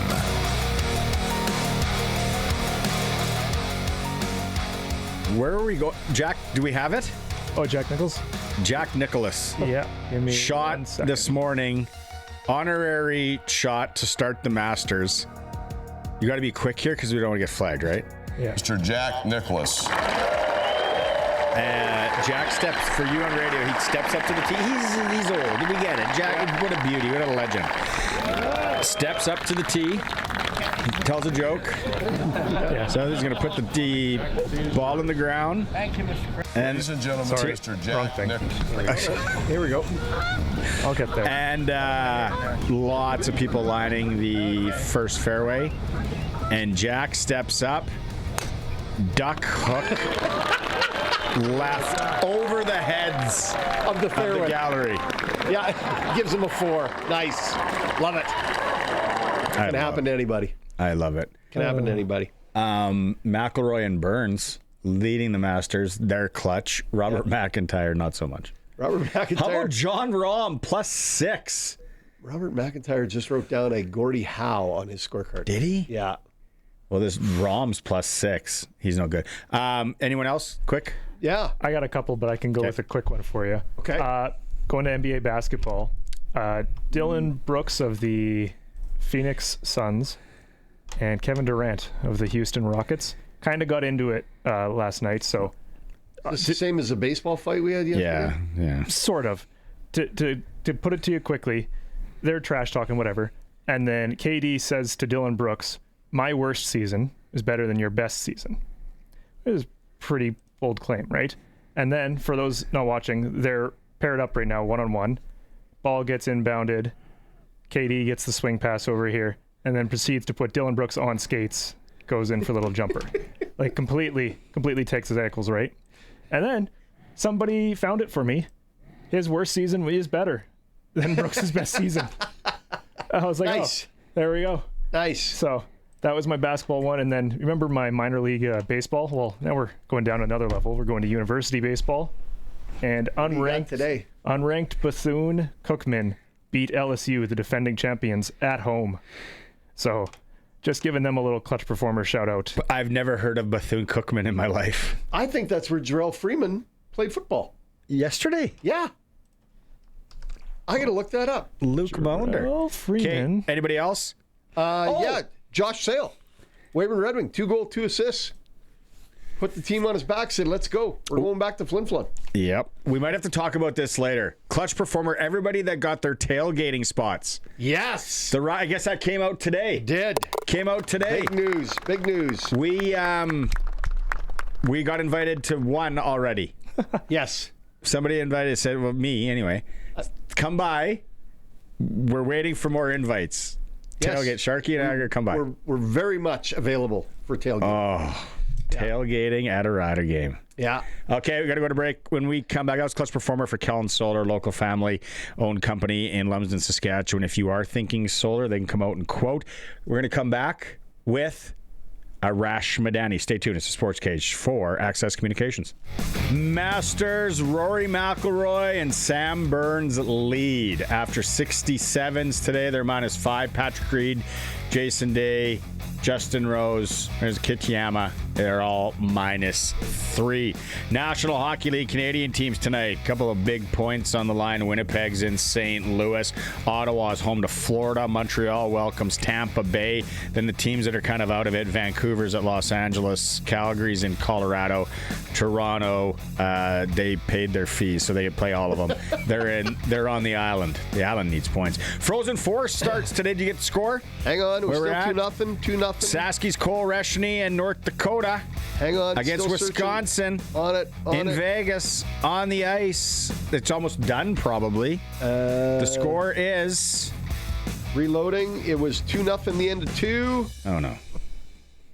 2-0 end of 2. Wisconsin leads 2-0. Yep. Michigan, Denver goes tonight. It is for Extreme Hockey and Sport in Regina, Saskatchewan. Also in Moose Jaw now. More than hockey. If you need ball or lacrosse items, visit Extreme Hockey and Sport. Let's go right now. Coast to coast. It's time to go coast to coast with Arash Madani for Smart Investing Solutions. Be smart with your money. Call Brian Gawley at Smart Investing Solutions, 546-2533. My guy, Masters. The Masters is here. I'm watching it on our high definition television. It's fantastic. Now, you covered it a few times. I want to go. It's supposed to go COVID year. Still hurts, but I'm going to make it there at some point, I hope. Just what is it really like? How big are I love the high definition TV now and the cameras because we get to see the undulation and the hills and the greens. What's it really like there, though? It's so hilly. Like, that's the biggest thing about the golf course that maybe now with 4K and everything else we're able to see. You don't quite realize it until you actually walk the course once or twice, especially for young, spry, fit people like three of us. Uh-huh. But I will tell you this, guys. Augusta National is like this piece of heaven, and Augusta, Georgia is like this piece of hell. Like, you walk inside those gates, it's this most magical place, and you walk outside, and it's just like strip malls and like, a long road. But one of the coolest parts about Augusta National, about going to the Masters, and there's only 2 places I've been to that's like this. It's when you go to the Masters and when you go to Wimbledon. Everybody's having the best day of their life. Everybody is checking off a bucket list item they've always wanted to do. And they're looking around, and because when you're in there, you feel the history. You feel how special and magical and amazing this whole thing is. And you're like, wow, I've made it here. Like, the golf and the tennis, like, it almost takes a back seat to all of it. It's a lot like walking into the Gold Eagle Casino. Very similar. We talked about earlier. Hey, I want to ask you, though, the menu. And there's a lot's made of the prices and the sandos and what you can get. What about the menus when you were there? Well, I sent Colson an updated photo. Egg salad, gross, $1.50. Bottle of water, $2. Beer's like $5. A sandwich is $2 or $3. So a buddy of mine was offered air quote free tickets to a ball game the other day. Jays, Dodgers rematch the World Series. And he says to his buddy, okay, well, I'll get the beers. Little did he realize it was $19 a pop. Yeah. To get a cold one. You go to Augusta, you get a beer, a sandwich, and a snack for under $10. Okay, what's the best sandwich on the board? Well, you got to get a pimento sandwich if you go to... Okay. What is that? Sorry, I don't know what that is. Yeah, I don't know either. You just eat it, and you're like, I did it. It's one of those things. You go to Wimbledon, you got to get a strawberries and cream. At least at Wimbledon, you know what a strawberries and cream is. Yeah. But just one of those things you do because that's what you have to do. Like, is it a meat? Are we like? What are you eating? Are you eating raccoon? What is it? Classic It's bread and pimento cheese sandwich is a creamy, tangy southern staple made by mixing shredded sharp cheddar, mayonnaise, cream cheese, diced pimentos, and spices. What the heck's a pimento? Mentos. Pimento. Do you know what a pimento is? Colin Lovequist? Is it the piece of the olive, the red piece in the olive? That sounds made up. It's pepper. It's a pepper. It's a pepper, yeah. It's a pepper. Red pepper. Olives. All right. We like educational program. Okay, I'm thinking if I go when I want to go, I don't know if Mrs. S is listening right now. I think I want to go to day 1 Thursday. I don't want to go to the part 3. I don't really want to go Tuesday practice round. Any advice in that? You're shaking your head. When to go? Practice round? Go to a practice round. Okay. For a few reasons. One, everybody's in the best mood. The players are relaxed. You get on the fairway, you're on the 4th fairway, and there's Jason Day, and he'll just drop a ball. And he'll tell his caddy, okay, let's try the 6-iron. And he hits the 6-iron. It doesn't really work. And then they try the 7-iron, and the 7-iron doesn't work. And then they'll try the 5-iron, the 5-iron doesn't work, and then he'll just look over and say, hey, Barney, Sharky, you got a better idea for me? Because everything we've done here doesn't really work. DOD, driver off deck. Everybody's in a laid-back mood. The thing about Augusta, too, like the Masters, is that like the players are caught up in it. It's every week. It's a new course, a new city, a new town, a new whatever track. But there's something different about the Masters. And so you can take a camera onto the course. You can, during the practice round. You can't during the tournament. And the thing about the Masters is you actually want to follow the golf. It's impossible to do that when the tournament's going on. Yeah. Okay, here. I know you know this, Arash. Trivia for okay, I'm ready. Colson and Sharky. So when they're doing the broadcast, they don't call them fans. They're guests. Nope, wrong. Nope. Patrons. Patrons, correct. Patrons. They don't say rough. They say Second cut? Second cut? Yeah. second cut. I think you're cheating. No, Colson. I've just seen so many Masters things this week. It's not sand trap. It is a Bunker. Yep. Not back 9. They use Second 9. Really? and they don't use driving range. Practice facility, practice range. Tournament practice area. Oh. They don't use. That's it. I think that's it. Yeah. So, Arash, if I hear you right, Yes. go to the practice round. Get the pimento sandwich. Absolutely. I don't know. And just like soak just it all enjoy in. the day. Take it all Yeah. in. Be present. Like one of the things about going to the actual tournament is you can't take your phone. So they literally won't let you on the golf course. You go through a metal detector, boom. Okay, no, you got to go back to your car. Well, I didn't drive. Well, that's your problem. You can't get in then. So you are the epitome of having to be present. You're not texting anyone. You're not taking any pictures. Friends are like, this is how throwback Augusta can be. There is a little drugstore off Washington Avenue that like during dispensary Masters, or like drugstore? drugstore. Okay. CVS, Walgreens, whatever.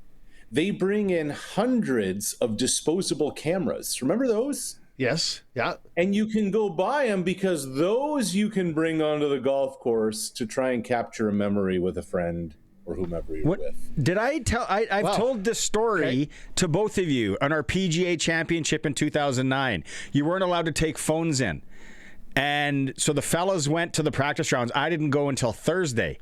And they said, well, we can't take phones. Like, it was BlackBerry days. You can't take them in. Yep. It was at Hazeltine in Minnesota. And I said, okay, fine.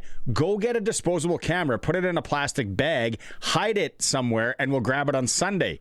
Sure enough, hauled out log, way in. Sunday, Harry, who's been on the show, and JB ran and got it. Bring it up so when Y.E. Yang sinks that putt and he's like this, you can see us all wearing the same shirt at the top. And who's got a camera? This bozo. And I'm snapping pictures illegally. Yeah, I was like, well, we can outthink these people. Boys, We're from the West Side. Let's just outthink it. Sharky, if the guy next to you, if this whole radio media business sales thing doesn't work out for him, he's got a future in espionage. Yes, he does. Yeah. Sign me up. Okay, last thing. It's been, I can't believe how long it's been since Mike Weir has won. Yeah. Won it. That's crazy. 23 years ago, 23 Aprils ago. Wow. And for those of us of a certain vintage who remember watching that, it was literally edge of your seat stuff.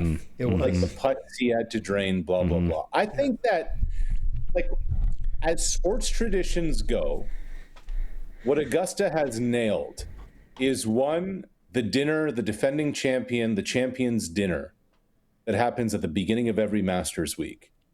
The defending champ gets to pick the menu. All the former champions return. Everybody's in a green jacket. They all dine. And that every champion gets to play no matter what age if they want. That's right. Jose Maria Olazabal was out there today. Like, how cool is that? That these dudes, Gary Player was walking the course. You guys showed it. Jack was out there. Hitting the crowd. 23 years ago. Look at those slacks that Mike Weir's rolling in. The baggy pleated. You know what his master supper costs? You got to pay for it. It was upwards back then of $20,000. So you can pick anything you want. You just got to buck up. He had elk. He had salmon, like a lot of Canadian stuff, Canadian beer. Nice. Yeah. I'm glad he did it upright. He did. I'm sure he had some Mike Weir wine too. Like, was he? Did he have the? I think the wine came afterwards, didn't it? Wasn't the wine after the Masters? Yeah. Okay, we only have a minute left, unfortunately, but I want to quickly go to my boys, the Blue Jays. How bad was that win? How bad was where did that come from? How bad did they need the win against the Dodgers? They just did. They'd lost whatever it was 6 in a row. The manager's getting ejected. Everything wasn't going right. Their starting catcher's down. 5 starting pitchers are on the injured list. And when they won, Vlad just kind of like looked up to the heavens like, oh, man, finally. It was the epitome of how badly you need this. Look, there's 145 games to go. But at some point, you need something to make yourself feel good coming to work. And they finally got that. They had to get that monkey off their back, didn't they? They just needed a bounce. Yeah, they needed a bounce. What about and this? One more thing, I lied. Max Scherzer and Alexander Ovechkin are good buddies. Back from the Washington days. Max Scherzer played a bunch of seasons with the Washington Nationals. They won a World Series in 2019. And yesterday, after the ball game, George Springer and Max Scherzer went over to the rink because Alexander Ovechkin and the Capitals were in town, and Ovi and Max are good buddies. Now, Max is 41. Ovi's of the same vintage. Same genre. Max is crazy. So you kind of put it all together, and there's something there. Yeah, makes sense. All right. I got action on Patrick Reed. Justin Rose.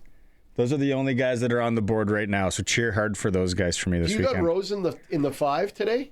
Is that what you got? Today. But I got Rose Vegas slip last week too. Paper. I got Nick Taylor, the Canadian kid, at 80-1, and Gary Woodland, whose first name I didn't know until earlier this afternoon. I got him at 60-1. So I was calling him Jerry. It turns out his name was Gary.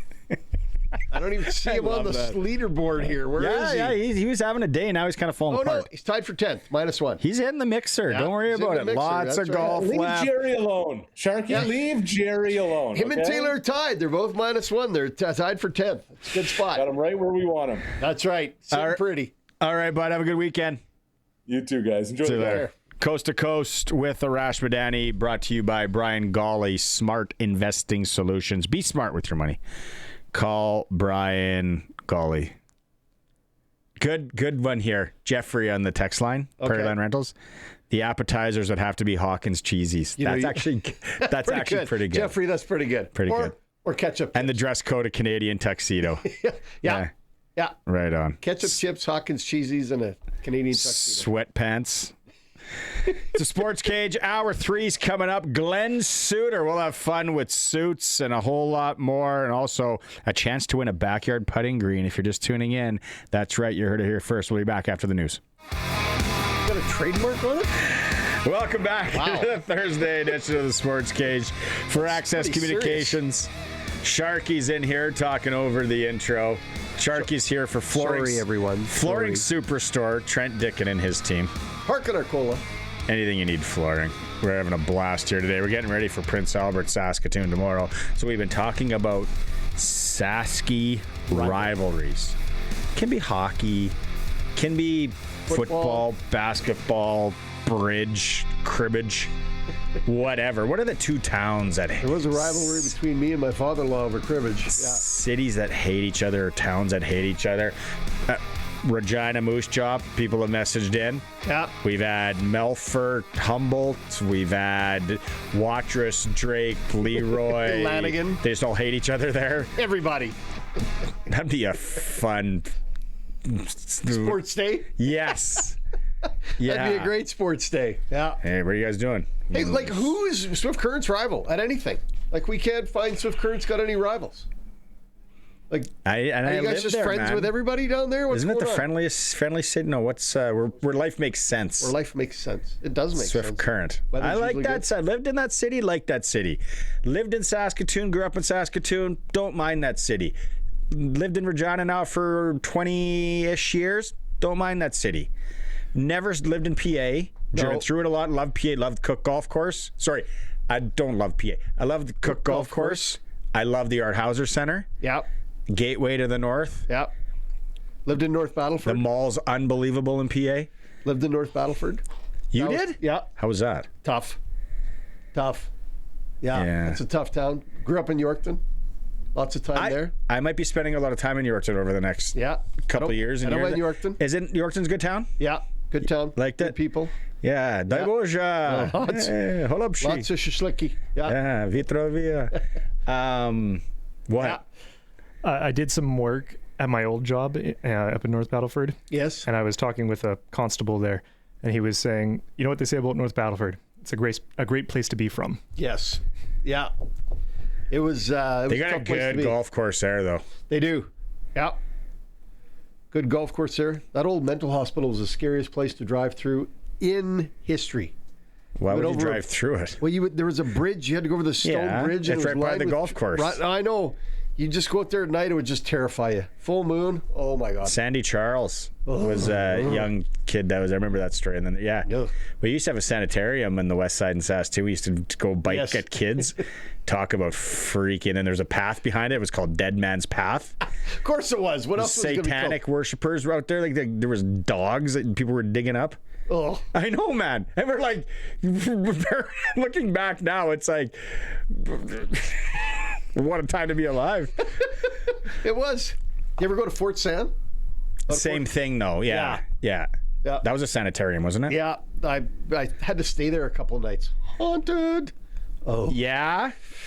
I think my wife said they went out there and camped there. Yeah, some education crazy thing. Yeah.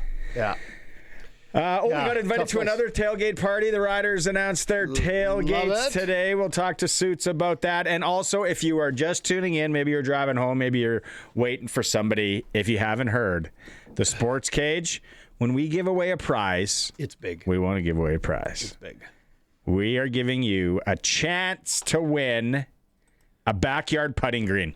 The putting green giveaway brought to you by the Classic Landscape Company.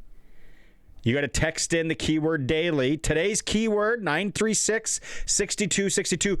All you put in is putting. Putting. If you want to be in. Don't put anything else, just putting. Then it goes into the system. Nikki takes care of it. Yep. Thanks to the Classic Landscape Company. They do fantastic work. A backyard putting green. We're giving it away here. Grand prize will be announced May 1st. Installed. No, it's going to drop off a bunch of crusher dust and a roll of it. Comes in a box. Hey, there you go, do it yourself. No, they're installing it, and they're pros. Yeah. And they get it done. So it'll be awesome. Okay, let's go talk Suits. Time now for press coverage with CFL and Saskatchewan Rough Rider legend Glen Suitor on the Sports Cage. Brought to you by Freeze Tome and Lumber. Locally owned, family grown, rooted in our community for 70 years in Regina and Fort Capel. How's that for a prize on the Sports Cage, Glenn? And obviously, we got to make fun of your. Suits? We're gonna make fun of your lawn. Love that. Okay, you guys go with your poppy thing first. Love People that. listening on the radio, why You've are been you there. wearing poppies today? You've been there, haven't you, Suits? Well, no, actually, Sharky, I saw it and was listening in today, and I saw that you had yours on, and I thought, you know what, this is a great idea. I went back and you reminded me of the importance of the day, the Vimy Ridge.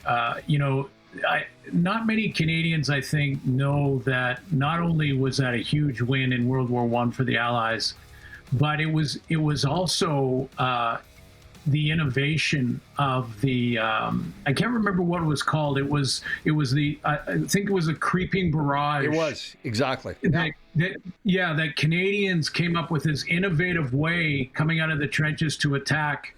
And I didn't get to Vimy in our trip to Europe, all the beaches of Normandy, but not Vimy. And that is a huge regret because being all the way over there and not getting over to pay homage was a big one. So, to all the men and women in the military currently, we thank you big time for your service, especially right now in the world. My goodness, what would we do without them?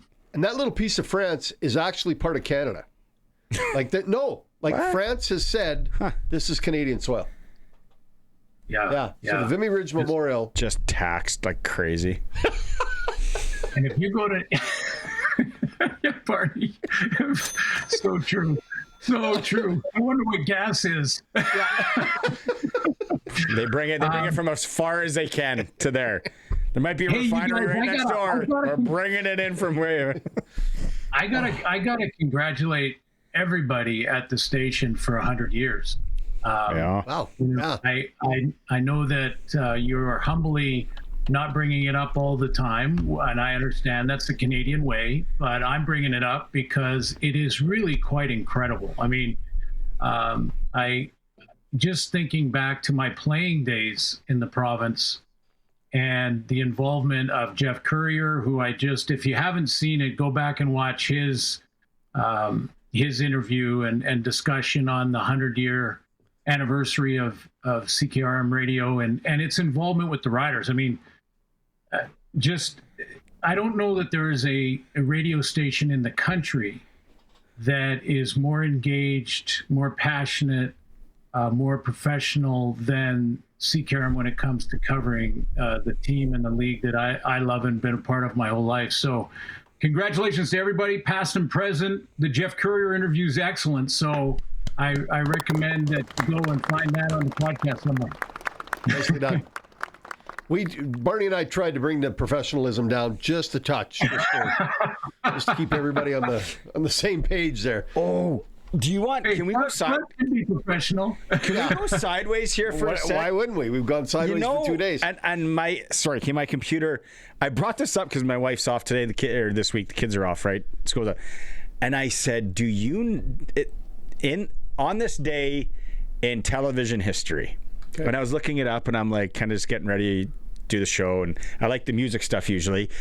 Okay, but get this, guys, and I don't know if you remember this. Remember the show Dallas? Yep. Right? Oh, yeah. Yep. What years did Dallas run? Coulson. JR, wasn't it JR? Who killed JR? Yeah. Who shot JR? In the 70s. Who shot in the 70s. Yeah. But Patrick Duffy, his character was Bobby? Yes. Bobby Ewing? Yes. So I'm scared that I know that. No, get this. He wanted out of the show. So it was on this day in like 1986, I don't have it in front of me, that they decided to bring him back for the next season. So what happened, bear with me, people out there that remember Dallas or their parents watched Dallas, because I remember this. They killed him off. Bobby? They killed off Bobby Ewing. This blows my mind that people were so sucked into this in the 80s, and we let this slide. You guys let this slide. My mom, they let it slide. I had nothing to do with this. They killed him off because he didn't want to be on the show anymore. The ratings tanked. Larry Hagman, J.R. Ewing, convinced him to come back to the show. Now they have to figure out how to bring him back after a year.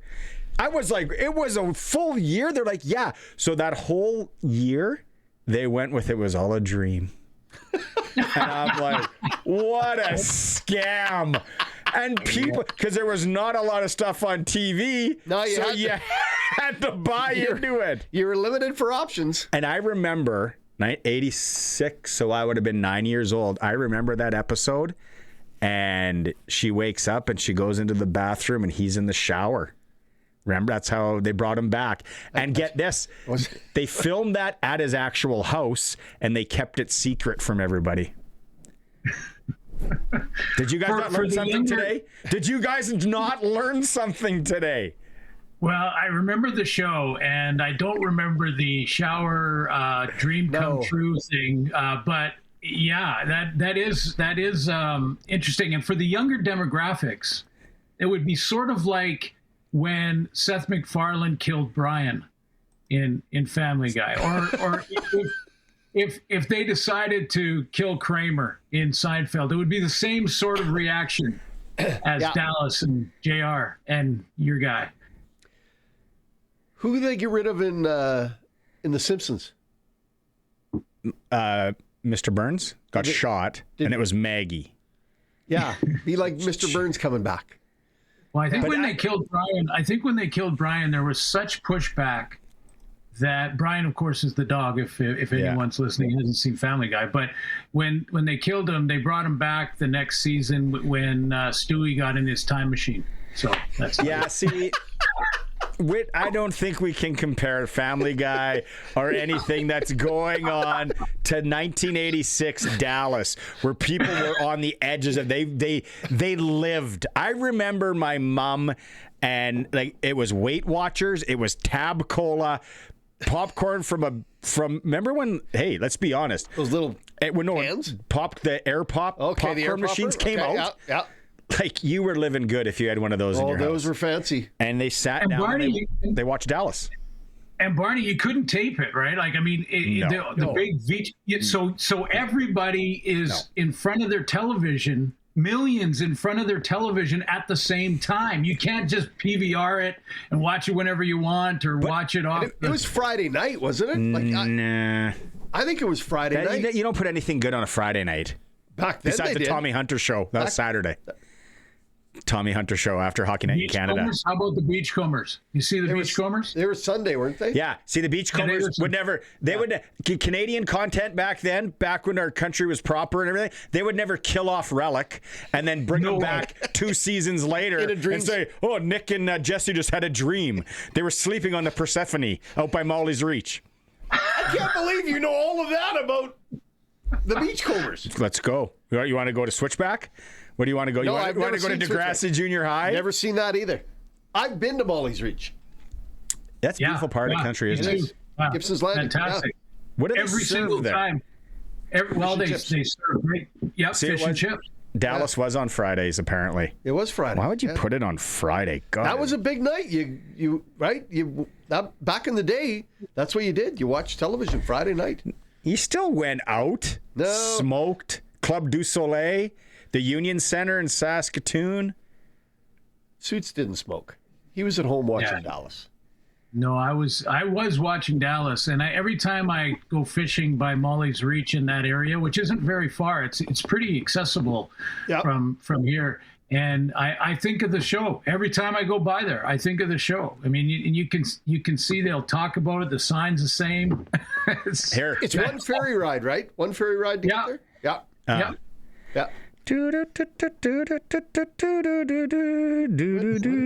That's the song. Are you having a stroke? What are you doing over there? That's the song from Beachcombers. Oh my goodness. Man. Anyway. Hey, speaking of hijinks, the Masters thing that you guys played earlier, that every time I tune into the Masters, that's all I can think about when you see the crowd lined up down the fairway. And all I can think of is there is no way that I could get off that tee box without hitting somebody. Do those guys have to sign waivers along the sideline there? I can't imagine. No, you just expect they're pros. I've hit, and you're even worse than me. I've snap hooked one that almost hit the driving cage at the Royal Regina. I've never done that. Oh yeah, I've never done that. My swing's been in some dark places. I've been on the 15th fairway a couple times. But that's what you get. You know what? That's what you have to do every time you're on the first tee box somewhere. You have to picture it like there's a crowd down both sides. Just packed. Of people that you hate. Yeah. Of ex-wives. Yeah. Now you're gripping and ripping. That's right. Watch this. Hey, you know what we're talking about today? Rivalries. Yeah. Sasky, and you spend a lot of time here. You're a big Saskatoon guy. Saskatoon and PA, WHL starts tomorrow night.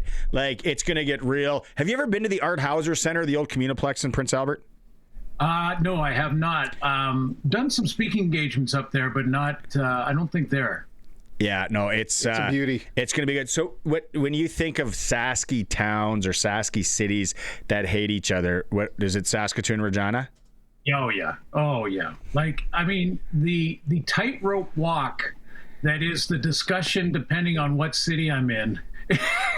No matter who I'm talking to, and this idea that maybe one day Saskatoon would have a team as well in the Canadian Football League, and that discussion that happens, I'm so torn in it, and like legitimately torn, because on the one hand it would be such a great rivalry. I mean, the U of R and the U of S has become that after they changed out of junior, right? So it's it doesn't have the deep history quite as much as it does now. But boy, if there was that rivalry between Saskatoon and Regina, it would be great. But it also divides the fan base for the rivalry. Big time. Yeah.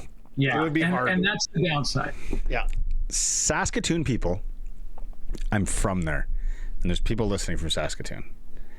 They think that they are Laguna Beach, Greenwich Village. They think there's something special. It's just how I grew up in it. I remember it. Yeah. You always looked down to every other city in Saskatchewan. Yep. You just did. Yeah. No, I lived there for a while. Yeah. And now it's like, Regina, Saskatoon, PA, North Battleford.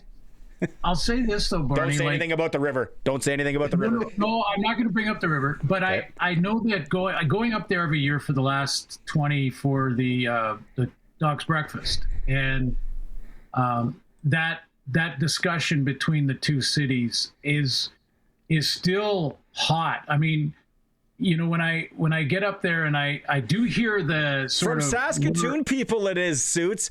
Regina people have never had the competition. There was it's a very nice city. We love going up there. We love going to the mall and possibly getting stabbed and beat up. But from U of R, this is what I was going to get to though. From U of R people, I get the side eye all the time because I grew up at the U of S, and I wear the U of S hat all the time, and I'm always promoting the Doc's Breakfast. Yeah, you do. This year it's going to be Pinball Clemens, and I get excited about it. I'll be up there this year, going to it again, and I go to buy someone from the U of R, and I get a little bit of a side eye, and I'm getting the you're not really one of us. Yeah, you love that U of S crowd, eh? Okay. Hey, we only got about 2.5 minutes left here. Speaking of the U of S, and it doesn't matter where your allegiances lie, this is a special story. Anton Ammanrud, quarterback from the Huskies, lymphoma, couldn't play last year. Apparently, he's ready to roll. Look at this right here. The Huskies. If you're listening on the radio, we're pulling it up on the stream.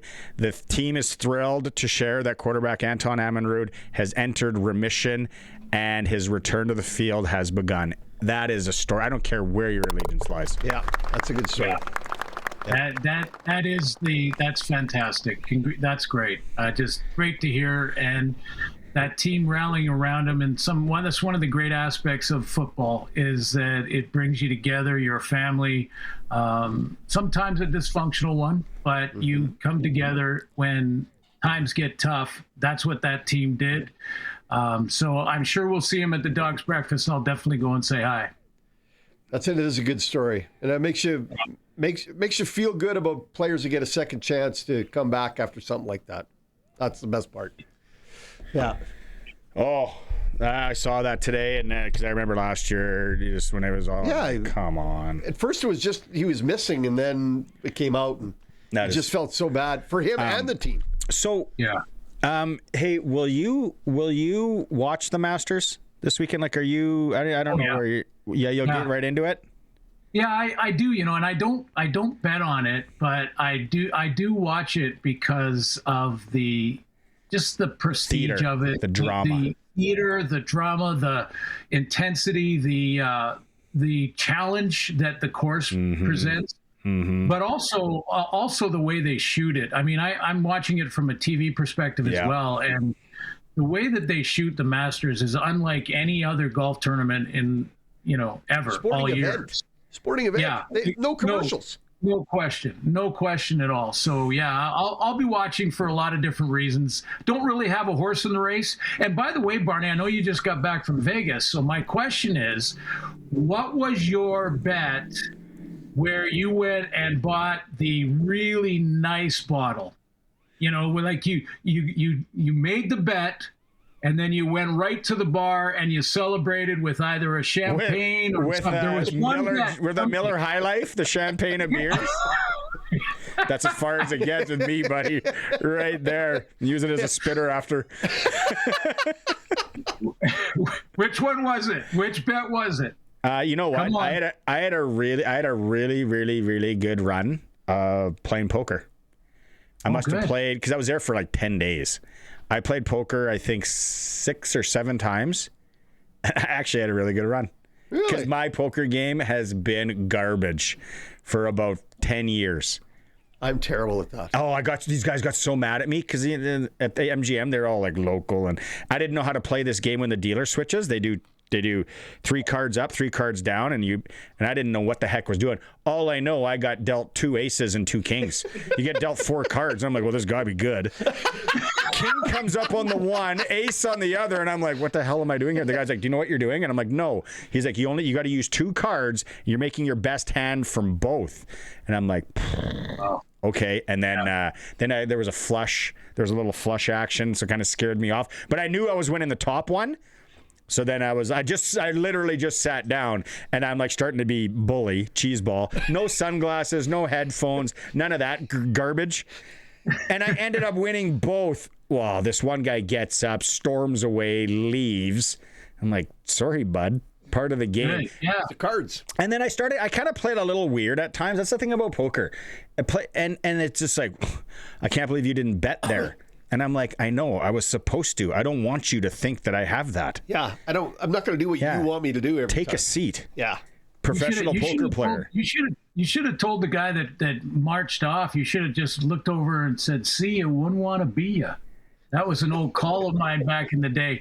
And here, tell me how I would be at poker, because if I got 2 aces and 2 kings, I would be so excited. My poker face would be nice. Well, that's probably not your best move. No. Hey, it's like marriage. Never show your emotion. Stone cold face. All the time. Yeah, but it wasn't a bad run at all. All right, bud. Okay, have fun watching the Masters this weekend. Cheer. You don't have a horse in the race, so cheer for Patrick Reed or Justin Rose for your old buddy. Okay, you got it. Justin Rose. I'll pick him. Let's go. Okay. All right. Press coverage with Glen Suitor is brought to you by Freeze Tallman. More than a lumberyard. Regina and Fort Capel. Delivery available to your cabin. Whatever you need. Now's the time to start thinking. The window sale's coming up, and Trex decking sale coming up. Ooh, that's a good one. I might need some of that action this year. We got to fix that step at your place.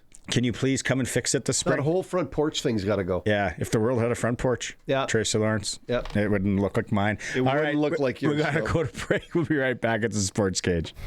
All right, Masters. We got 2 leaders at -5. Sam Burns, Rory McIlroy fired that today in tidy round 1 of the Masters. National Hockey League tonight. Canadian teams of importance. Montreal is home to Tampa Bay. Ottawa welcomes Florida. Winnipeg in St. Louis. Frozen Four started in Las Vegas. Saski's Cole Reshny in North Dakota trailing Wisconsin 2-0. Yeah, with 3 minutes. 3 minutes left in the third period. Michigan, Denver goes tonight. It's for Regina Steelcraft Doors, made in Western Canada for Western Canada. Steelcraft Doors, Regina. Speaking of, let's go to Sprinkle of the Day right now for Sports Select. You can make your picks online now, generate a QR code, take it to your Lotto Spot retailer, and scan away. I got to look at this Winnipeg Jets, St. Louis Blues game, sportselect.com. Both teams paying $2.25 on the pro line.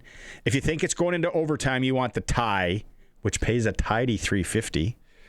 You got to pick Winnipeg here. Like they still got a shot. In overtime or Winnipeg straight out? Straight up.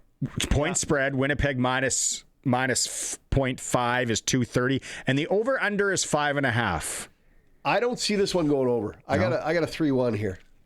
But I like Winnipeg too. I like Winnipeg. Yeah. You can do it online. Generate a QR code. Scan it at your Lotto Spot retailer. You got some time. That puck drop is in about 23 minutes from now. Sports Select. Every bet is 100% legal. Bet on the original.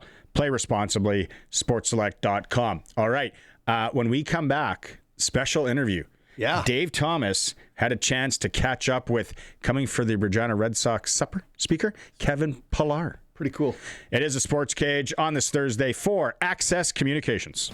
Well, I am pleased to be joined by the best 979th overall Major League Baseball pick, Toronto Blue Jays favorite and guest of honor at the 2026 Regina Red Sox dinner and auction, Kevin Pillar. First question, have you been to Saskatchewan before? Yeah, I think it's going to be my third time. I was just there about a week ago. I was in Moose Jaw, supporting another great cause that kind of helps out youth sports as well. And then I think I was there probably in 2017. I was actually in Saskatchewan. So, I'm a little bit familiar with the area. Yeah, except for the snow. You can do without that, right? Yeah, I can do without it. I mean, I got fairly lucky when I was there 2 weeks ago. There was a little bit of snow on the ground, but I did go there in January once. So I think the snow I saw then is probably a lot different than the snow I'm going to see, in a couple weeks. Very true. Very true. Well, you had a 13-year Major League Baseball career. Of course, as I mentioned off the hop, 32nd round pick by the Toronto Blue Jays. You played, you paid your dues. Exactly what the kids with the Regina Red Sox are going to be doing, trying to work their way towards fulfilling their dream. What do you say to these young men that you're going to get an opportunity to support by coming up to this dinner and auction? Yeah, I mean, I think the biggest thing is, everyone's journey to the major leagues and professional baseball is a little bit different. Mine was a little bit unorthodox, and I'm not the only one who was able to kind of really kind of develop a little bit later in life. But ultimately I was given an opportunity, much like these kids are given an opportunity to play collegiate summer ball. And I always try to remind people, if you got a jersey and you got a team to play against and a field to play on, you got an opportunity to be seen. So I think that's going to be my biggest message to these guys is you got a chance. You're playing ball. You got a jersey, you got an opponent. You got a field to play on. People are always watching. Go out and prove to the world who you believe you are. And a lot of it's got to come with self-belief and your ability. And a lot of it comes with the passion and desire and the love for the game. So obviously the guys getting a chance to play there have kind of checked off some of those boxes. Just continue to remind them that everyone's journey is a little bit different. What point did you fall in love with the game of baseball? And maybe at what point did you understand that, hey, I'm pretty good at this? I fell in love with it when I was a kid. But I never got burned out on it. I think that was kind of my superpower. I really just played baseball in the springtime growing up. And even into high school, I was playing 3 sports. So really when I got to college and I really kind of sunk my teeth into playing baseball full time, I realized I still really cared for it and I loved it. And I knew that there was work to be done and I enjoyed the work. And I think that's ultimately what kind of propelled me to, kind of really pursuing a dream of playing in the major leagues. And to answer your other question, I would say, honestly, which is so fitting, it was really summer ball. My junior year of summer ball is when I really knew that I had something. I always knew I was pretty good. I mean, I was, one of the better players on my high school team. I was, one of the best players on my college team, if not one of the best players in the entire conference. I was playing Division II baseball. Felt like I should be, my talent level was, more than likely greater than the level I was playing at, but that was kind of my journey. And really when I got to summer ball and I got kind of sized up against guys from all over the country playing at big time Division I schools, and not only did I fit in, I stood out. And that's when it really clicked to me that I could, potentially get drafted and kind of go down that route.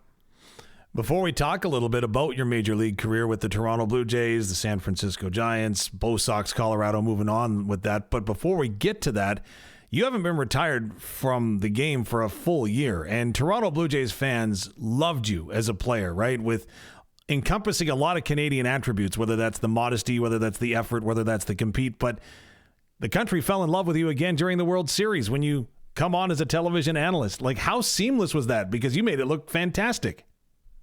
Yeah, I mean, there's definitely a learning curve, but I think at the end of the day, being authentic to who I am and what I believe and what I see as a baseball player. And, media was something that I was always interested in, especially towards the later part of my career. I spent a lot of time around, people in a similar position to myself that were doing TV and broadcasting and writers and stuff. And, I asked them questions. So I felt like, and I always, I had good mentors when I was playing, and they told me it was okay to have other interests and hobbies outside of baseball. Baseball is what you do. It's not who you are. And there's a lot of time throughout the day that I don't need to be really focused on the task at hand. So, whether it was times in my hotel room, just kind of watching people, after games, listening to people on the radio. But I was very fortunate that Sportsnet called me and invited me up to even dating back before I was retired. They asked me to come up and kind of do a little bit of coverage for the World Series when the Dodgers and Yankees played, and I got my feet wet. And it's been a learning curve, just like everything else. But at the end of the day, I'm talking baseball, something I'm familiar with, something I enjoy doing. Are there some intricate kind of, tricks of the trade when you get into the media space in terms of sightline and tempo and, communication? Absolutely. But, I kind of remind Sportsnet sometimes too, I'm a former player. I'm always going to be a player. I don't need to be perfect at this. Let me just be my true, authentic self. And I think from the feedback that I've gotten from a lot of people from what I've been able to do, I think that's what they enjoy about it. Is it's like hearing from a guy who's right off the field. And I don't want that to change now that I'm retired and it's been about a year since I've been done playing. Kevin Pillar, check out his podcast. Again, you have perfected that and you are so authentic, and a terrific job there. But in that World Series, man, the atmosphere was great. You could feel it through the television. I can't imagine living it. But being so shortly removed from the game, was there ever a time where you were looking for your cleats or your glove or something like, hey, I can help? I think really, honestly, during the postseason is really the only time that, not that I feel like I could help, but I think that's when a little bit of jealousy and I became a little bit envious of the guys being in that position, because that's really what you work your whole life to do, is put yourself in a position to play in the postseason, then ultimately have a chance to play in the World Series, which I didn't get a chance to do. But I've come to peace with the fact that my playing career is over. And a friendly reminder of part of the reasons that, at least mentally, I knew that I couldn't do it anymore was, being there for opening day, which is another time you wish you were playing. But then I was there Wednesday at 12:30 against the Rockies, Kids Day, and I'm watching the guys warm up an hour before the game. And I'm thinking, man, this is just one of, they got about 157 more games. And I'm like, at that point, I was not envious of the guys on the field. And I knew after that game, I was flying home to my family and get a little bit of time to kind of decompress after the opening series and covering the game and kind of get back to normal life. So I feel like I got the best of both worlds, man. I get to, go in for about 30 plus games this year, and then I get a chance to spend a lot of time with my family, coach my kids in sports. So I'm happy with where I'm at. Okay, we talked about you collegiately. You get drafted into the major leagues. And again, you should never, ever believe everything you read on the internet. But according to Wikipedia, with your first signing bonus, you bought an iPhone with the help of your mom. Is that true or false? True. Very true. Yeah. I mean, I signed for $1,000, lived in the state of California, probably cleared about $500 or so after that. And all I really kind of wanted at the time was a new iPhone. And that was at a time when you could actually go to the store and purchase an iPhone. You didn't have to like put it on your plan, your Verizon or AT&T plan, whatever phone service you have, Rogers. Yeah. So I really wanted just a new phone for, me heading off to, minor league. So my mom kind of loaned me the rest of the money or helped me out. So that is true. Minor leagues, you make your way through Vancouver, you battle your way up through the AA, AAA system. You get the call to the majors. What was your welcome to the major league moment? Really just honestly showing up to Toronto. I hadn't had a chance to get there. I wasn't in major league spring training that year either. So really just being in the locker room with the major league team. I didn't really have any friends or that familiar faces. I mean, I think at that point I started probably following the Blue Jays a little bit more because I knew I was getting a little bit closer. So I knew who they were. They didn't really know who I was. And then, ultimately seeing the lineup card, seeing that I was in the lineup and I was facing primetime John Lester for the Boston Red Sox. So the Band-Aid got ripped off pretty quick. And I didn't have to wait long. Which was more memorable? First hit, first home run, first stolen base, or is it like picking your favorite child? No, really the first hit because it took me 17 at-bats. So it was more, honestly, it was more of a sign of relief. I think once you're able to kind of get that first hit, whether you settle in or not, but I think there's this sense of feeling like I can do it and I belong. And it took me 17 at-bats to get my first hit. And that was kind of over the course of probably at least a week because they gave me some run, the first couple of days. And then I was kind of in and out of the lineup. So it took probably about a week of being up there. And it was really difficult to go that long. And I remember getting that base hit like it was yesterday and just getting to first base and feeling like, okay, I do belong, this kind of sigh of relief. And then, it was still kind of an uphill battle, the first really the call up, but I felt like it gave me a lot of clarity of things that I need to work on in that off season. And, luckily I had a chance the following year to get some more major league at bats and which ultimately led me to get my opportunity in 2015 to start on opening day. And I just felt like I was super prepared for that moment. So you played with some pretty good teams, including that 2015 team. Did you know how good you were when you got into camp and that carried through the season? I think there's always an idea. I think, going out and adding a guy like Josh Donaldson and Russell Martin doesn't hurt, right? Yeah. And it took us a while to kind of figure out our identity of a team, who we were, and really around the All-Star break, we went out and made some more additions. And then I think that's when it kind of really clicked to all of us, man, we're really good and we're about to do something special. So that 2015 season for a lot of us is defined by the bat flip moment. What's your bat flip moment or recollection of that? Yeah, I mean, just it's the greatest moment of my career, something I wasn't a part of, but just the entirety of the inning, the uncertainty of the rules and the chaos and then the consecutive errors. And then I just, I remember scoring on Donaldson's kind of jam shot before the bat flip. So at least in a lot of our minds, at least in my mind, like the game was tied. I felt like there was a little bit of a sense of relief that we weren't going to lose this game on something that we hadn't seen before. But yeah, it's still the greatest moment of my baseball career, kind of just having a small part in that and living it in real time. And, the cool thing is I've been able to go back and, watch it many times after. And it takes me back to the greatest moment of my baseball career. Was that happening in slow motion in front of your eyes, the whole Russell Martin throw to the entire emotion of it all? No, honestly, the opposite slow motion. It was more fast motion. Like it was just chaos because there was so much uncertainty and the adrenaline was so high. The moment was so big that it was almost impossible to kind of slow things down in that moment. From one of the best moments, Kevin Pillar, of your major league career to one of the maybe most defining, I would say, of all time, when you were beamed by that pitch when you were with the Mets. what was it, May of 2021. And then you come back 14 days later. I hope I'm not bringing up PTSD, but how in the heck did you do that?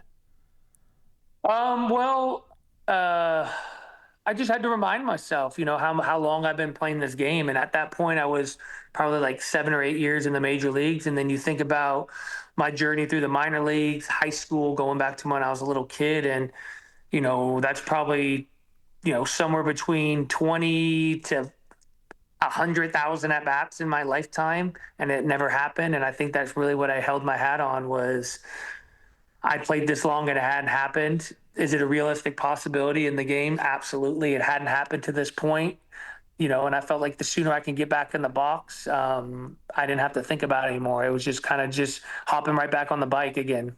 There are always people, though, behind athletes. Did anyone ever say, Kevin, maybe you should double think this, and maybe if you're going to come back, but not this soon? No, I mean, I think a lot of the Mets training staff, front office staff, coaching staff, they were on board. As soon as I got hit and I jokingly asked to be in the lineup the next day, they knew I was a little bit serious. And then when I went back to New York and had the operation, he told me in 10 days I could be back on the field. And I held my hat on that. I said, I'm going to do everything in my power to get ready. And the Mets were very kind of on board, and they allowed me to come back 10 days later. Kevin Pillar going to be the special guest at the Regina Red Sox Dinner and Auction April the 25th. If you haven't got a ticket, you want to see this guy because all time he's one of the best and one of the most beloved Blue Jays. What should people know that haven't got a ticket yet, Kevin? Come out, support the team, the collegiate team, and I look forward to getting up there, sharing some more stories, sharing a little bit more about my journey, and it's for a great cause. Kevin Pillar, thank you so much for the time. Can't wait to see you, and let's hope there's no more snow up here. Let's hope not. Appreciate you.